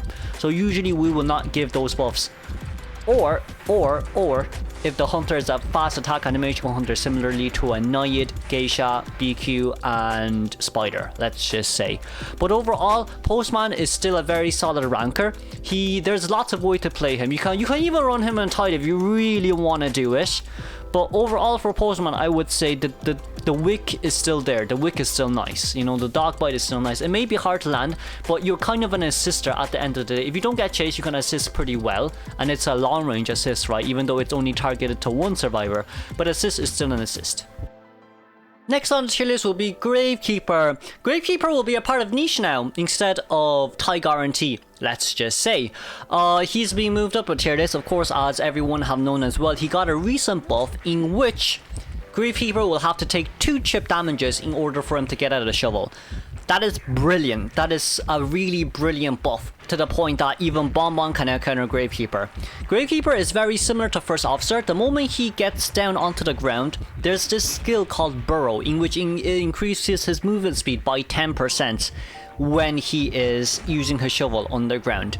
Very similarly to First Officer, First Officer also has a 10% movement speed when the hunter has been hypnotized, or when he has used his pocket watch. Now, I don't really know, right? Because like First Officer and Gravekeeper are around the same level, because at the moment that Gravekeeper gets out of shovel, he gains a 50% rescue boost, in which it means instead of taking 1 second to touch the chair to rescue the survivor, it only takes 0.5 seconds to rescue. Now, what does this also mean? This also means that the hunters will be forced to hit this Gravekeeper the moment they get out of shovel. Right? They will be forced to do so, because Hunter's attack animation is usually 0.3 seconds. But then, like, you know, that 0.2 second kind of, you know, window for you to Terror Shock is very, very, very darn low. I don't think any one of us can, like, immediately tap that 0.2 seconds, right? So, like, for the Hunter themselves, if they don't hit the GK shovel, then GK will get a hit, but in exchange for that, GK now has 2 shovels if he wants to contain. If the hunter hits GK shovel, then it means GK will only have 1 shovel and another shovel consumed, which means it's gone, but GK remains at full health. This is a huge conundrum for the hunters itself. It is nice that you gain presence while hitting GK shovel compared to, you know, Journalist herself, But overall, GK and First Officer, I can't really see the downside. Like, those two are very similar, but also very different when it comes to playstyle and such. GK has a 10% decoding debuff, meanwhile First Officer has a 20%, but First Officer gains a 14% decoding buff after using both of his pocket watches. And of course, First Officer is kind of less hard. It's kind of harder to chase compared to Gravekeeper. But also at the same time, now Gravekeeper basically counters chip hunters. Gravekeeper now basically counters chip hunters, so it's very similar to Barmaid. Barmaid usually gets countered by chip hunters, but now Barmaid still counters chip hunters to a certain extent, because she can just, you know, she can still heal while being chipped, right? But then, like, for Gravekeeper now, it's kind of like saying, is it better for me to save my statues and just, you know, normally hit the Gravekeeper during underground mode while he's using shovel, or would it be better for me to chase? But then, like, because of the 10% movement speed boost during the shovel mode, it's gonna be harder for you to really land any of your chips. I won't lie about that. It's gonna be really hard for you to land. So, like, for chip hunters mains ourselves, it's a huge conundrum. It is a huge conundrum at the end of the day. But of course, Gravekeeper will be a part of niche. He has moved up from the tier list after the newest recent buff of his. Moving on next will be Prisoner. Prisoner will be... you know what? I'll give you the benefit of the doubt. Prisoner is a part of the solo ranker / mini assist. I still do want to put him on niche, but because Mech is there, I won't. But he's very high on the solo ranker tier list. Now, for Prisoner himself, I set this through all my tier lists, right? I've set this through all my tier list. Not only does he have a stun in which it basically allows him to use it like a flywheel, it's also pretty darn strong as it regenerates every 70 seconds, which is basically right after he uses one. If he contains well, he may have a second one after the rescue before half, and he may actually have a third one when he gets a second rescue, which is why he's still pretty darn strong. Prisoner himself does not have any debuffs. He does not have any debuffs except for the fact that he gains heartbeats 25% slower than any other survivor because of the radius that has been reduced. For Prisoner himself, what will I say? He's a very strong character because he can decode cipher machines from very far away. So, like, if a Mercenary is decoding a cipher machine, a Prisoner can connect to the Mercy cipher machine and finish the machine off for him instead of Mercenary coming back right after rescue. So then this simply allows Mercenary to completely start a newer cipher, and then, you know, not waste any time going back to his own cipher machine, like 10 seconds going back to your own cipher machine and then another 10 seconds looking for another one, which is why Prisoner is still relatively strong. Also, the fact that, you know, once accelerated decoding comes out for Prisoner, he can basically finish off 2 ciphers by himself just by standing in the same spot. You may say, hey, there is still this 15%, you know, decoding speed loss, but also at the same time, as long as you can get if you can get one cipher as long as you can get one cipher machine done fast and allow one of your teammates to go to the 4th cipher machine, it's not a bad, how do I say, it's not a bad trade, right? It's not a bad trade, because sometimes you're able to finish 4 cipher machines and then your survivor's on chair. Or even your survivor is second chair right now. 4 cipher machine done. There's only 1 cipher machine remaining. One of the rescuers going, and then there's a survivor decoding 1 cipher machine, and you're linking up towards that cipher machine and pushing it. You're gonna be able to finish that cipher machine off within 30 seconds. That's for sure. Alongside with the fact that accelerated decoding is a fucking thing. Right, so for Prisoner, he's still very strong, which is why he's more than a tie guarantee. If you feck off early game, if you really feck up early game, right, if you really throw the terror shock 5 seconds into the game, even if they sell you, you kind of always guarantee a tie, which is why he's more than a tie guarantee. He's just that strong. Having no containment debuffs, having that 1 mini electricity, even though it doesn't seem like a lot, but it is still a lot, right? If we look at all the rescuers right now, they all have debuffs when it comes to containing. Lawyer doesn't really have any debuffs, but also at the same time, he doesn't really have any buffs. TME can decode fast, but in exchange for that, she gets a vault debuff. Explorer can dig up pages, but the moment he finishes digging up 1 page, it gets alert to the hunters, etc, etc. So, like, For the likes of prisoner who cannot, you know, locate the hunter but can contain well, it's a fairly nice trade-off. It is a fairly nice trade-off, which is why you see more prisoners in rank than explorers or TMEs or lawyers, to be fair with you on that part as well. Being able to finish off your own teammates' ciphers is so darn nice. It's really darn convenient. Now the next on the tier list will be Entomologist. Entomologist will be around somewhere above Barmaid. Right, Entomologist would be somewhere around Barmaid, above Barmaid. Like, I always say around there. Entomologist is definitely better than Perfumer and such, but like, why is Entomologist this high, you may say? Well, first of all, you can use the bees to basically assist your survivors in containing a little bit longer, which allows the rescuers to finish their cipher machines first, so they don't need to, you know, basically decode anymore and just leave it to you and the other fast decoding survivor. Number two, with Entomologist herself, she is very good at tie kiting. Right, if you just put bees down, you can bait hunter to hit the bees, but just take the bees back and then, like, you know, suffocate another containment area and force the hunters to hit bees. And then by that time you finish doing that, you've already pulled so far away. The only debuff when it comes to Entomologist really is that your location gets shown to the hunter for 3 seconds after the hunter loses sight of you. That's her only debuff, but as long as you have the bees on you, you still move relatively... I think you move 10% faster, right, when you have bees on you. But of course, you can always use the bees to bait out the hunter's hits and still, you know, preserve your bees and contain for a little bit longer. But Entomologist overall, A, she's good for pulling distance, B, she's good for assisting survivors, C, she's good for tie kiting, and D, she doesn't have any decoding debuff. E, after she vaults a pallet or window, she puts honey on the pallet / window, and then the survivors can vault it a little bit faster. 10% vault boost.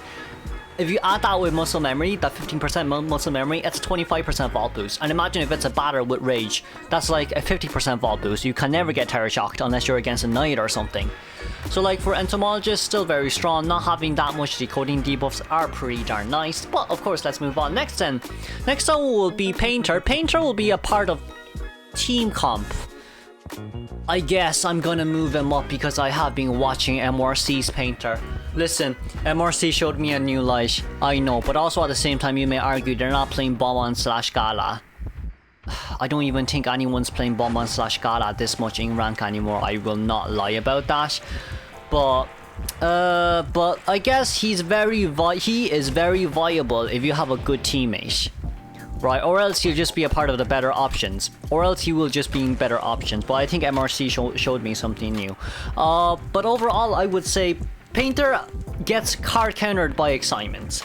Even if you get your painting out and the hunter excitements you and you down, the chance of you getting your next painting is very low. The only good thing about Painter is his chair buffing, which, like, it doesn't matter how long he sits on chair. Even if it's after half, there's no such thing as after half rescue. You can even rescue at the last second and then rescue again 2 times in a row without worry, right? But like Painter getting painting is a little bit annoying because the hunter needs to be near you and you need to look at the hunter's face for a certain amount of time and you need to paint for like 5 to 8 seconds. And then, like, you know, there's just so many things you need to, like 48 seconds, and there's so many things you need to consider alongside with that. Do they have painting? Are they looking back? Are they moonwalking? If they're moonwalking, I can't look at their face, etc, etc. But like, if you have a good team comp, I guess after you get rescued on chair and like your teammates just assist you a little bit, like, and the Antiquarian just assists you a little bit, you can definitely get a painting out. That's no problem, of course. But that's only team comp viable. He's really only that much team comp viable. Aside from that, he doesn't really have a debuff. I guess his only debuff is very similar to Ento, in which after you place down a painting, your location will be revealed for 5 seconds to the hunter. But that doesn't really matter that much, does it now?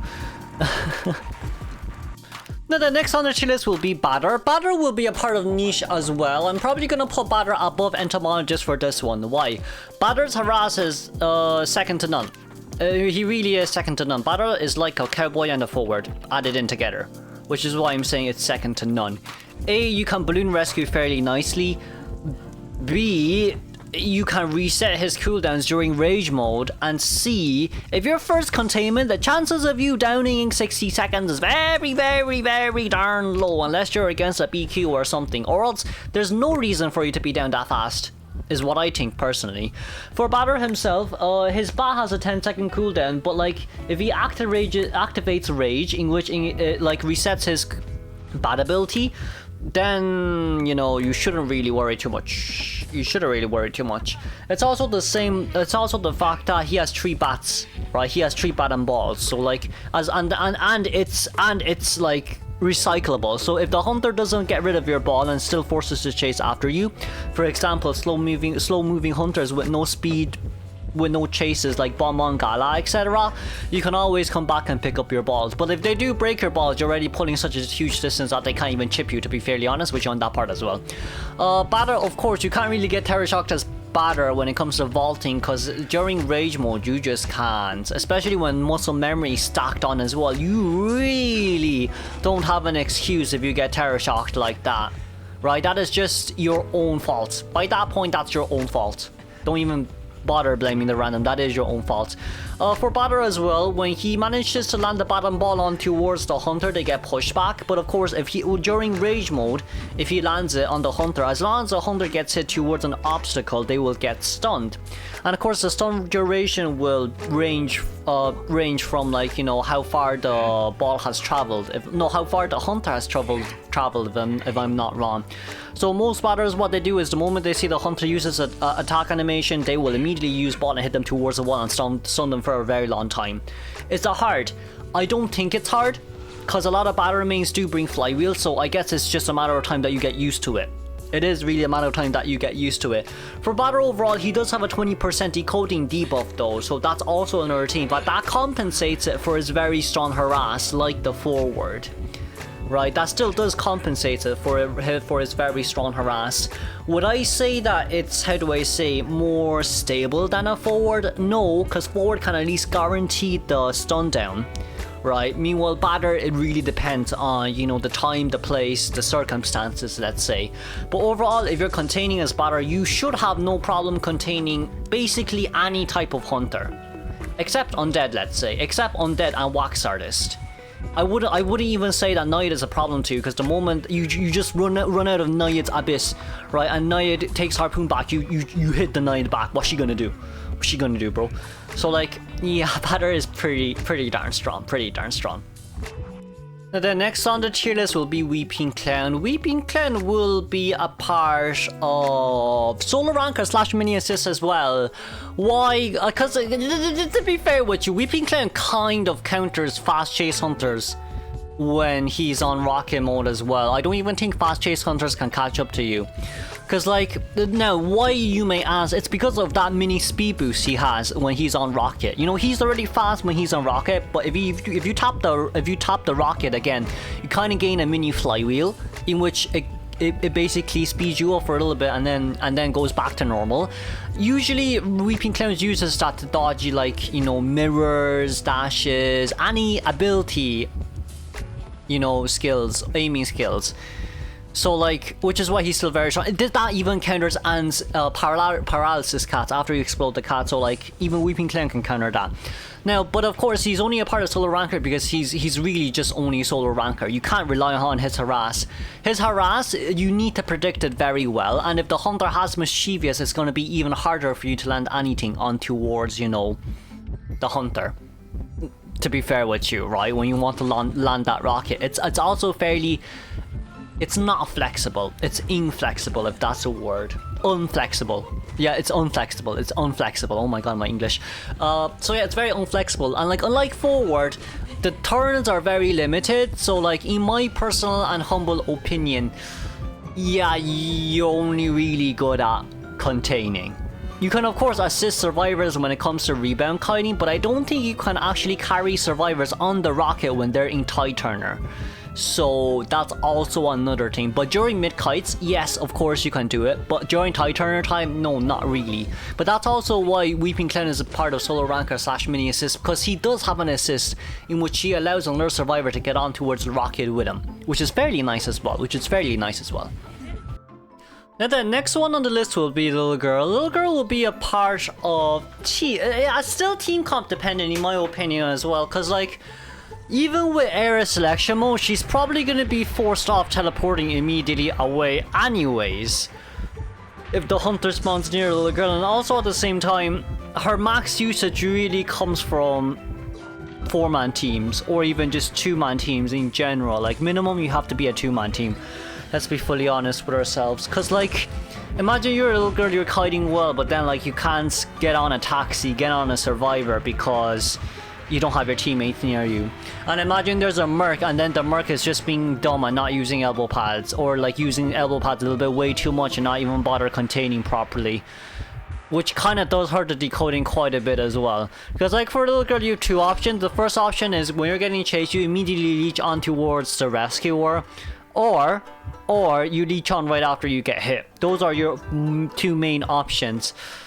But like similarly at the same time, it's kind of like saying how willingly are you ready to trust your randoms when it comes to that, right? Which is why that's one of the reasons why she's a part of team comp. The other reason why she's part of team comp is because of her pages. Her pages, yes, it's great for solo containment, but it's not great for it's not great against most hunters. On a genuine note, it's genuinely speaking not great against most hunters. She gets countered by at least like 70% of the hunter pool. Who is there to say? Smiley Face Gamekeeper, I would even argue Violetta, Feaster, Axeboy, Reptilian, BQ, Bonbon, and well, not Voyo. I think the little kind of counter is Voyo, Sculptor, Undead, Paloon.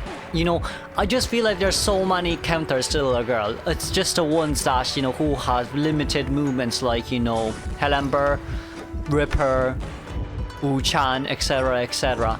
Because like at the end of the day, you're kind of like saying you definitely, I'm not saying you can't contain well, but what are the chances that the hunter's just gonna use like a dash or like a mirror or like, you know, anything to catch up to you immediately, and then you put the paper down and then you get hit?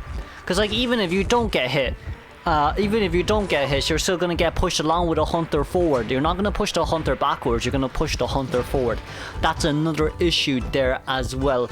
Little girl herself, I'd say her solo containment capacity isn't too bad, but early game she's worse than a Prospector. You can basically think about a little girl's items similarly to Prospector, but just like 2 times worse, let's say. So like one of the main things is if you really do contain it well as a little girl, you can take it a notch up, and like you're gonna be able to contain 5 ciphers with your rescuer no problem, as long as it's your teammate. But then if you're really going to risk going solo against a random playing a little girl, no rescuer is gonna come to your aid. That's just the sad part to prolong the Kai. But also at the same time, you know, they're probably gonna sell you. They probably will sell you as well. Like the one of the main reasons why they're gonna sell you is because you're a little girl, and like after you get rescued, even if you do put the page down immediately, it's not gonna be able to do much. Now I would argue that her rescue is pretty decent. The moment you put a page down, you can touch the chair and then the hunter will be pushed back. The way to counter that is the hunter hits you first, of course. Knowing that as well, the little girl not being able to attack to cancel a hunter's attack recovery is pretty darn nice as well when the page has been used. But like that buff is kind of useless. I mean, she doesn't really have that much debuffs, to be fair with you. I don't think she has debuffs. She evolves faster than a TME as a child, so yeah, there's that.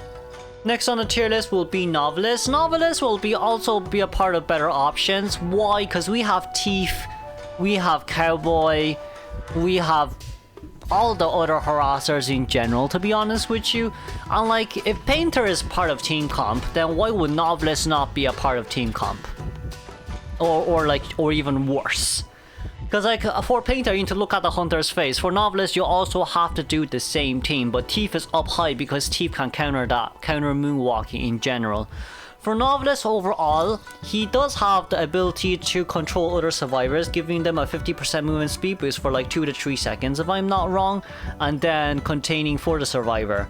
That's great and all, and of course his buff slash nerf is he decodes faster when it's below 50% cipher machine, but if it's after 50% cipher machine he decodes slower, etc, etc. Now you may argue Novelist is really good for rebound kiting, but you really only do that when there's 1 cipher remaining, or just 2 ciphers remaining, just so you can help your survivors prolong kite a little bit longer. But also at the same time, there are also a lot of hunters who can moonwalk. You could say the likes of Smiley, Gamekeeper, Soul Weaver, Geisha, Woo. Well, Woo, it's kind of limited for Woo, to be fair, when it comes to Soul Siphon and such.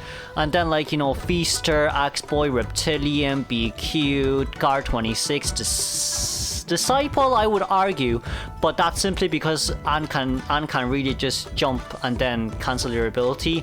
Violinist, Gala, Undead because of the dash. Well, I would argue, you know, Novelist counters Pollume, but that's for another day. And then Night Watch, but that's only when Night Watch is like doesn't have any presence. And yeah, that's about it. So around 80% of Hunter Pool counters Novelist because of the fact that they can moonwalk. Overall, I mean, his ability by theory it's great, but that's only if you can look at the hunter's face. And the other thing is, per each book you use, I think they added a 3-second, it increases the cooldown or even the page regen by 3 seconds.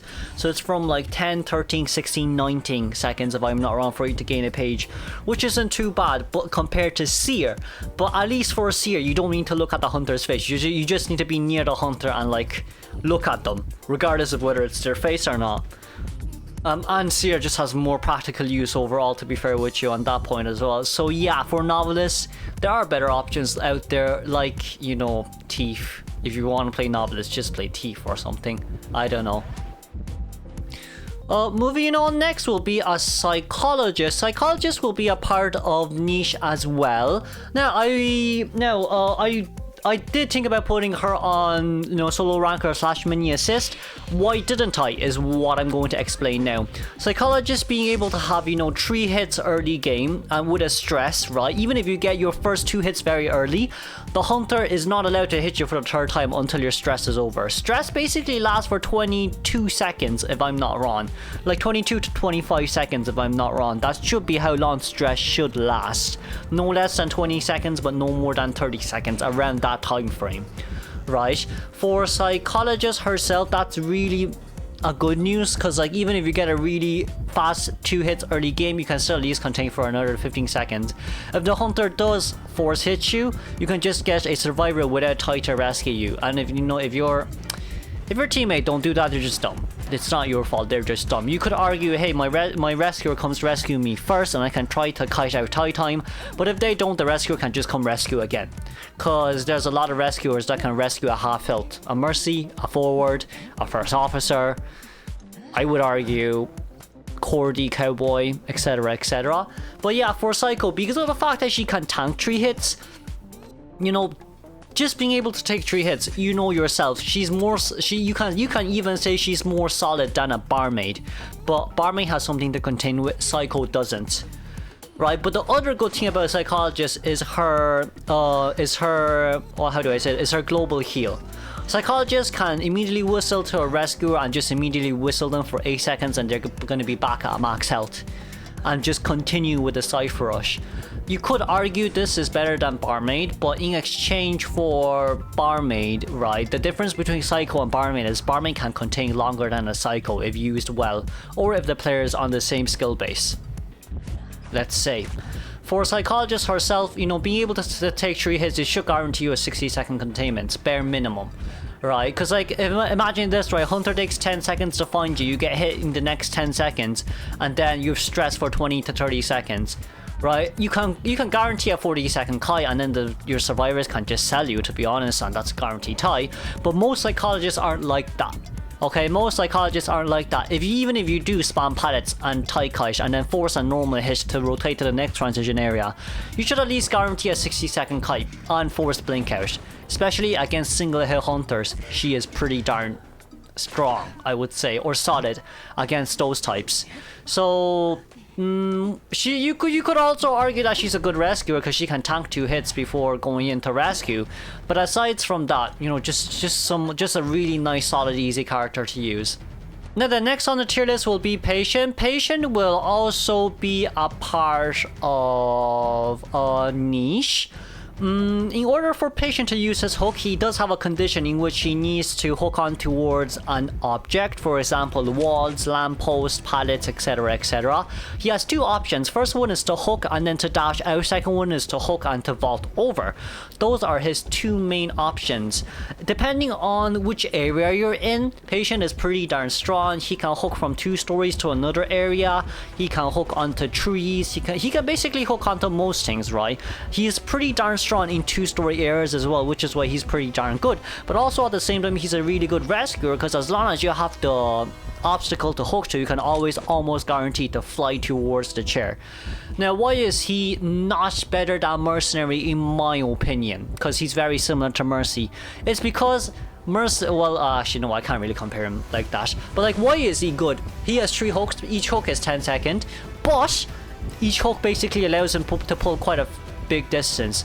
You may argue Geisha counters you may argue that Geisha counters. Well, yes, I don't disagree with you, but also at the same time I will argue that he counters Geisha. He also counters BQ. Moment that BQ gets the mirror out, he hooks away. What can the mirror do? Nothing. Same as Geisha. The moment that Geisha dashes, you can just immediately hook out.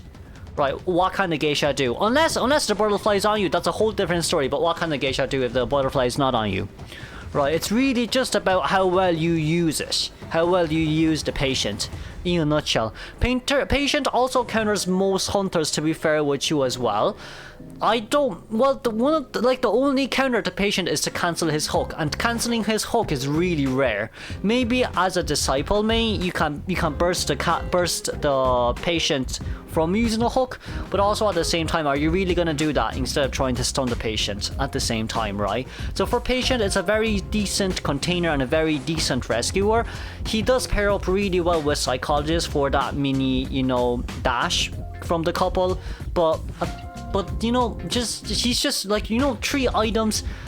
You could, and it's 10 seconds per each item. If you use all your 3 hooks and you're at half health, you're basically containing for 70 seconds by this point. There's also really good areas in Moonlit in which you can use for, like, for example, like first stop, 4 stop, and 2-story areas, or just any area in general that are like big maps. But like, you can just really use patient anywhere, honestly. Next on the tier list will be Toy Merchant. Toy Merchant will also be a part of Niche. Now, I'm not putting Toy Merchant on Niche because of Tourney, because she actually does have quite a lot of practical uses. First of all, she's really good in big maps overall. There's really only 2 small maps, and that is Church and Factory. Leo's is not small.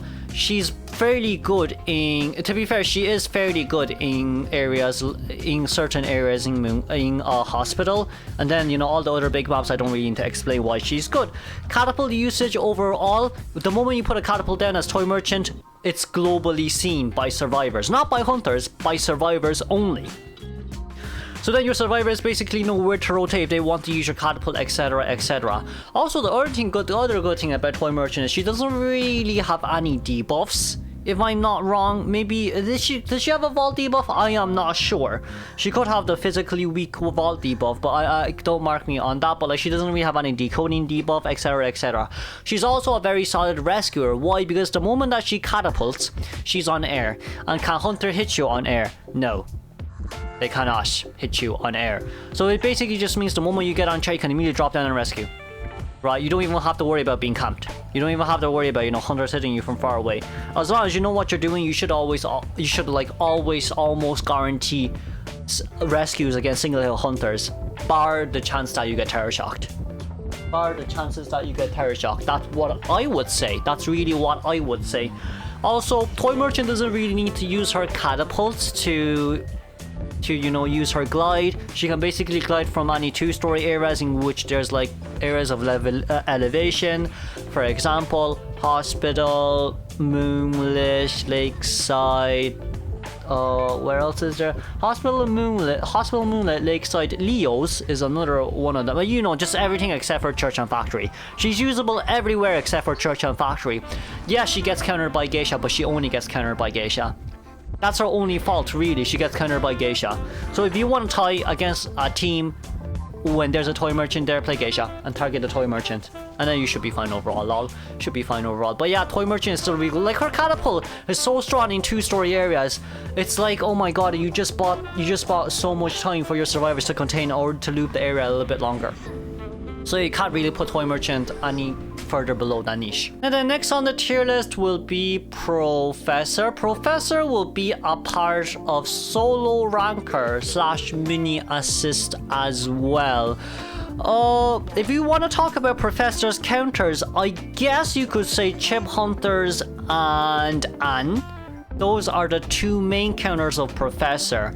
But also at the same time, most Professor mains run Flywheel. You do see the odd, window speed boost Professor, but most of them run Flywheel. Why? Because if you know how to use your scales properly, like your shells, then you can basically use your shells like Flywheel. So the moment that the Hunter attacks, even if the Hunter jukes you, you have an 8-second. You have 8 seconds before the Hunter can hit you again, because like they're gonna have to bait both of your scales out. It's very similar to a Seer, but kind of worse than a Seer. The other good thing about Professor is that there's scales around the map, so in which the survivors can use as a mini owl for themselves to use. If they do manage to like shell shock the Hunter, it's only going to push the Hunter back. It won't really, stun the Hunter like the Professor overall. But like another good thing about Professor is he can't get terror shocked, is what I think.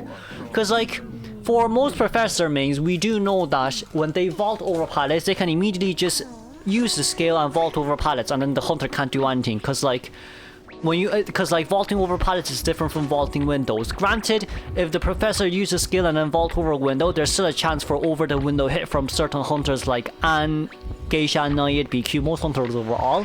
But if it's pallets, there's no way that would ever happen. There's no way that would ever happen, because pallets just have a different hitbox overall, and I'm sure we know that pallets are wider than a window. So like your Hunter's hitbox is going to go over a pallet compared to a window. But for Professor overall, I cannot really see him as tie guarantee. I really can't see him as tie guarantee myself. But like if you can use him well, if you use your first shell shock properly and you're still at full health, and then you're gonna get Flywheel ready, you Flywheel the next thing, vault over something, and then you may have your shell shock ready again. But even if you don't have your shell shock ready for the second time and get a hit, you probably should have your second shell shock before you get incapped.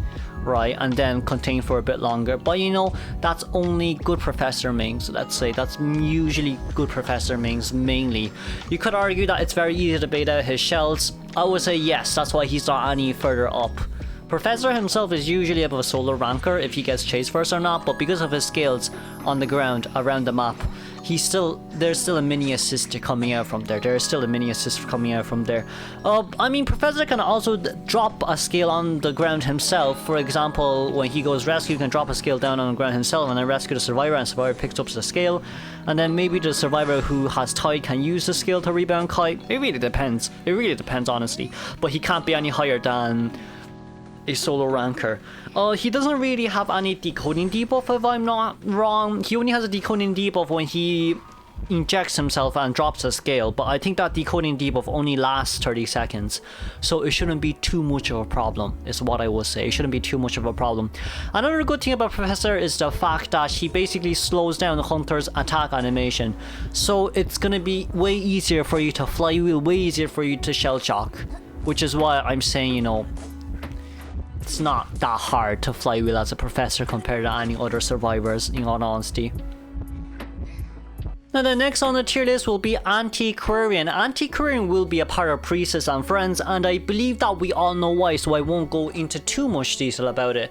First and foremost, Antiquarian has stab, swing, and swipe. Was it stab, swing, and swipe? Oh no, stab, swing, and sweep. It's sweep, it's not swipe. Which, in a nutshell, it disarms the Hunter for 5 seconds. But if you use the 3 simultaneously, it'll disarm the Hunter for like 19, 20, 21 seconds if I'm not wrong. I think it should be 21 seconds if you use all 3 at the same time. And for Antiquarian's cooldown, I think it's 18 seconds per each staff used. Right, but like if you think about it, you don't necessarily have to use all 3 at the same time. You can just use one, rotate, put the pallet down, use another one, rotate, put the pallet down, and then you'll just continuously do that and contain for 60 seconds for free overall. She also counters chip hunters. She does, right? Because all what you need to do is to sweep the bombs away, or just focus on dodging bombs and then sweep the bonbon or the gala, and then they're disarmed. So what can they do to you? Nothing. Especially early game bonbon Glatia. They don't have much bombs or much items on hand to really bomb you. So if you do well, you do well. If you genuinely speaking, if you do well, you do well. That's it. That's it. Second thing about Antiquarian is that she also has flip, in which it basically means that it guarantees her to go to vault over any pallet / window or any small obstacles overall. What does this mean? This means that she can't get terror shocked. And she basically lives way longer because, you know, she's not vaulting any over anything, and like the animation is too darn fast to be even bothered. The fourth thing would be the fact that she has spin. Spin basically increases your movement speed by like 5%, but some people may say 5% is not a lot. You know, it doesn't make a difference. It does make a difference. It genuinely speaking does. If you can spin and cut corners really tightly against a wax artist, against a hermit, what the hell can you do? As the hunter, right? What the hell can you do? And especially with that 5% speed boost, you can even get out of knights. Sometimes you can get out of knights a bit faster. You can contain a breaking wheel way easier. You can pull distance from a clerk. You can even cut corners against a night watch. You can do so many things.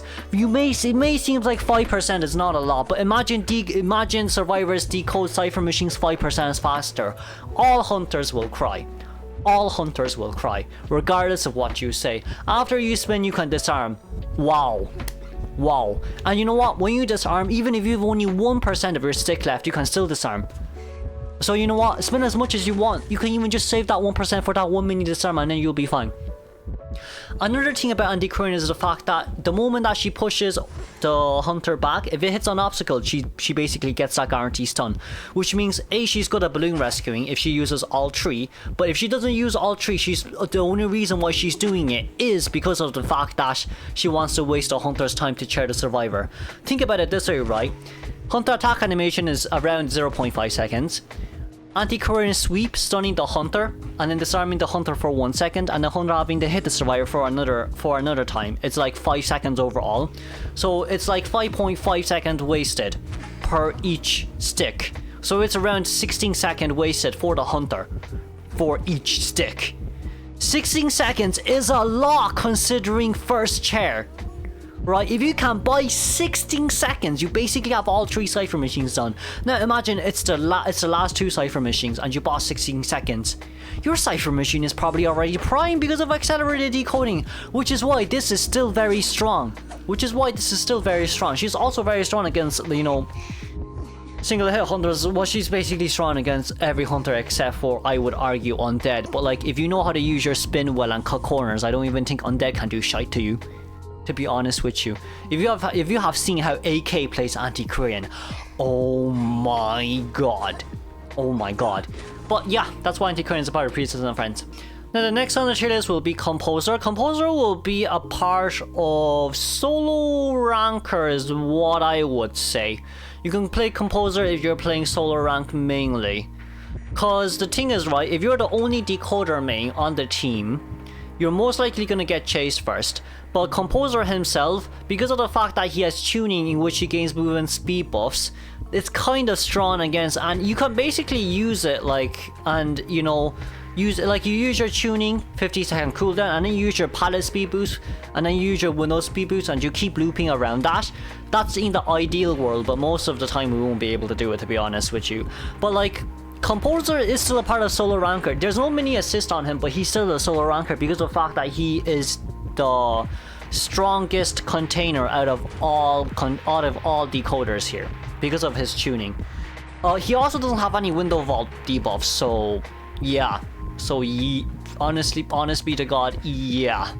And like, sometimes Composer do like bring flywheel as well, which does come in clutch in small maps overall, or just high kiting in general, or even against certain hunters in general. Imagine a BQ mirrors out, but then you immediately flywheel and then tune. You basically wasted 1 mirror. GG well played. It's a tie for the BQ. But overall for Composer, I'd say I don't play him much, but I do know that he does have this kind of like rhythm game function. Well, he does have the rhythm game function, but he's very similar to a lawyer as well, but I'd say he's better than a lawyer. Just a little bit more skill required, of course, when it comes to tuning and then the calibrations overall. But because of the fact that composer is similar to lawyer, lawyer is able to see the hunter's location, but at least composer can contain longer than a lawyer. I will be fairly honest with you on that part, because like even if composer is not being chased, he can use tuning to like go to another cipher immediately and start decoding. And like you may argue that's kind of a waste of a tune, but like at the same time, if you're not getting chased, you might as well use it to decode to another cipher, go to another cipher and decode ASAP. Which is why for me, composer is a higher solar anchor / mini assist. He does have a relatively nice ability when it comes to containment, but he really doesn't have any assist. He doesn't. Now the next on the tier list will be Journalist. Journalist will be a part of Solar Anchor / Mini Assist as well, but I'm gonna put Journalist before Coordinator because I favor Coordinator more, so there's favoritism for you there. From my side, lol, you know, to be fair with you, Journalist isn't bad. Cause like if we talk about from a rescue's POV, she's very similar to like all the rescuers here, right? You can rescue at half health. Why? Cause like if you go rescue, cause like imagine this, right? First rescue, if you use your little Orphe to rescue the survivor on chair, all you need to do is to let little Orphe go first, be like 2 meters behind little Orphe, and then if Hunter doesn't hit little Orphe and wants to hit you, you move back and little Orphe can go rescue. If the Hunter hits little Orphe, you gain a 50% movement speed boost for like 1/2 seconds and you get an immediate rescue. That's no damage rescue there for you. Now, there is a chance that the Hunter may just target you instead of the survivor that's on chair, then that's fair play, which is why most Journalist mains, they'll do their normal rescue, unless it's against a very strong camper, Hunter, and then, they will use little Orphe and then go rescue, together with little Orphe for the second rescue, right? Which is why I'm saying Journalist is also still a part of Solar Anchor / Mini Assist. She's not bad. I'm kind of shading Sugu Shankai a little bit, right? I saw a short of Sugu using Journalist, and the tag was Journalist is not OP, and then just him completely obliterating the Hunters, right?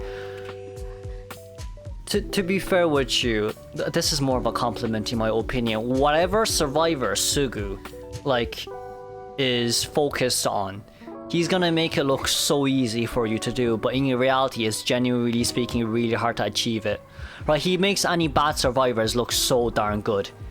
He made a little girl look so darn good against my Hunter. I was, you know, genuine. I'm not, to be fair, I'm not surprised by this point, but like, you know, she made little girl look so strong against me. I'm like, Jesus Christ.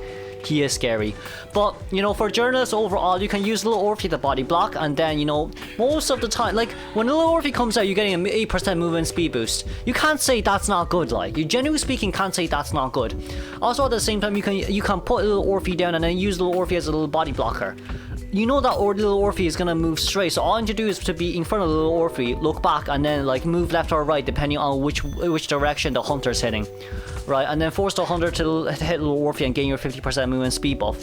Now, on contrast, if you don't want to do that, what you can also do is the moment you get through one pallet, you put a little Orphe down and Orphe camps that pallet, so Hunter is either forced to hit little Orphe and then bait the pallet to come down, right?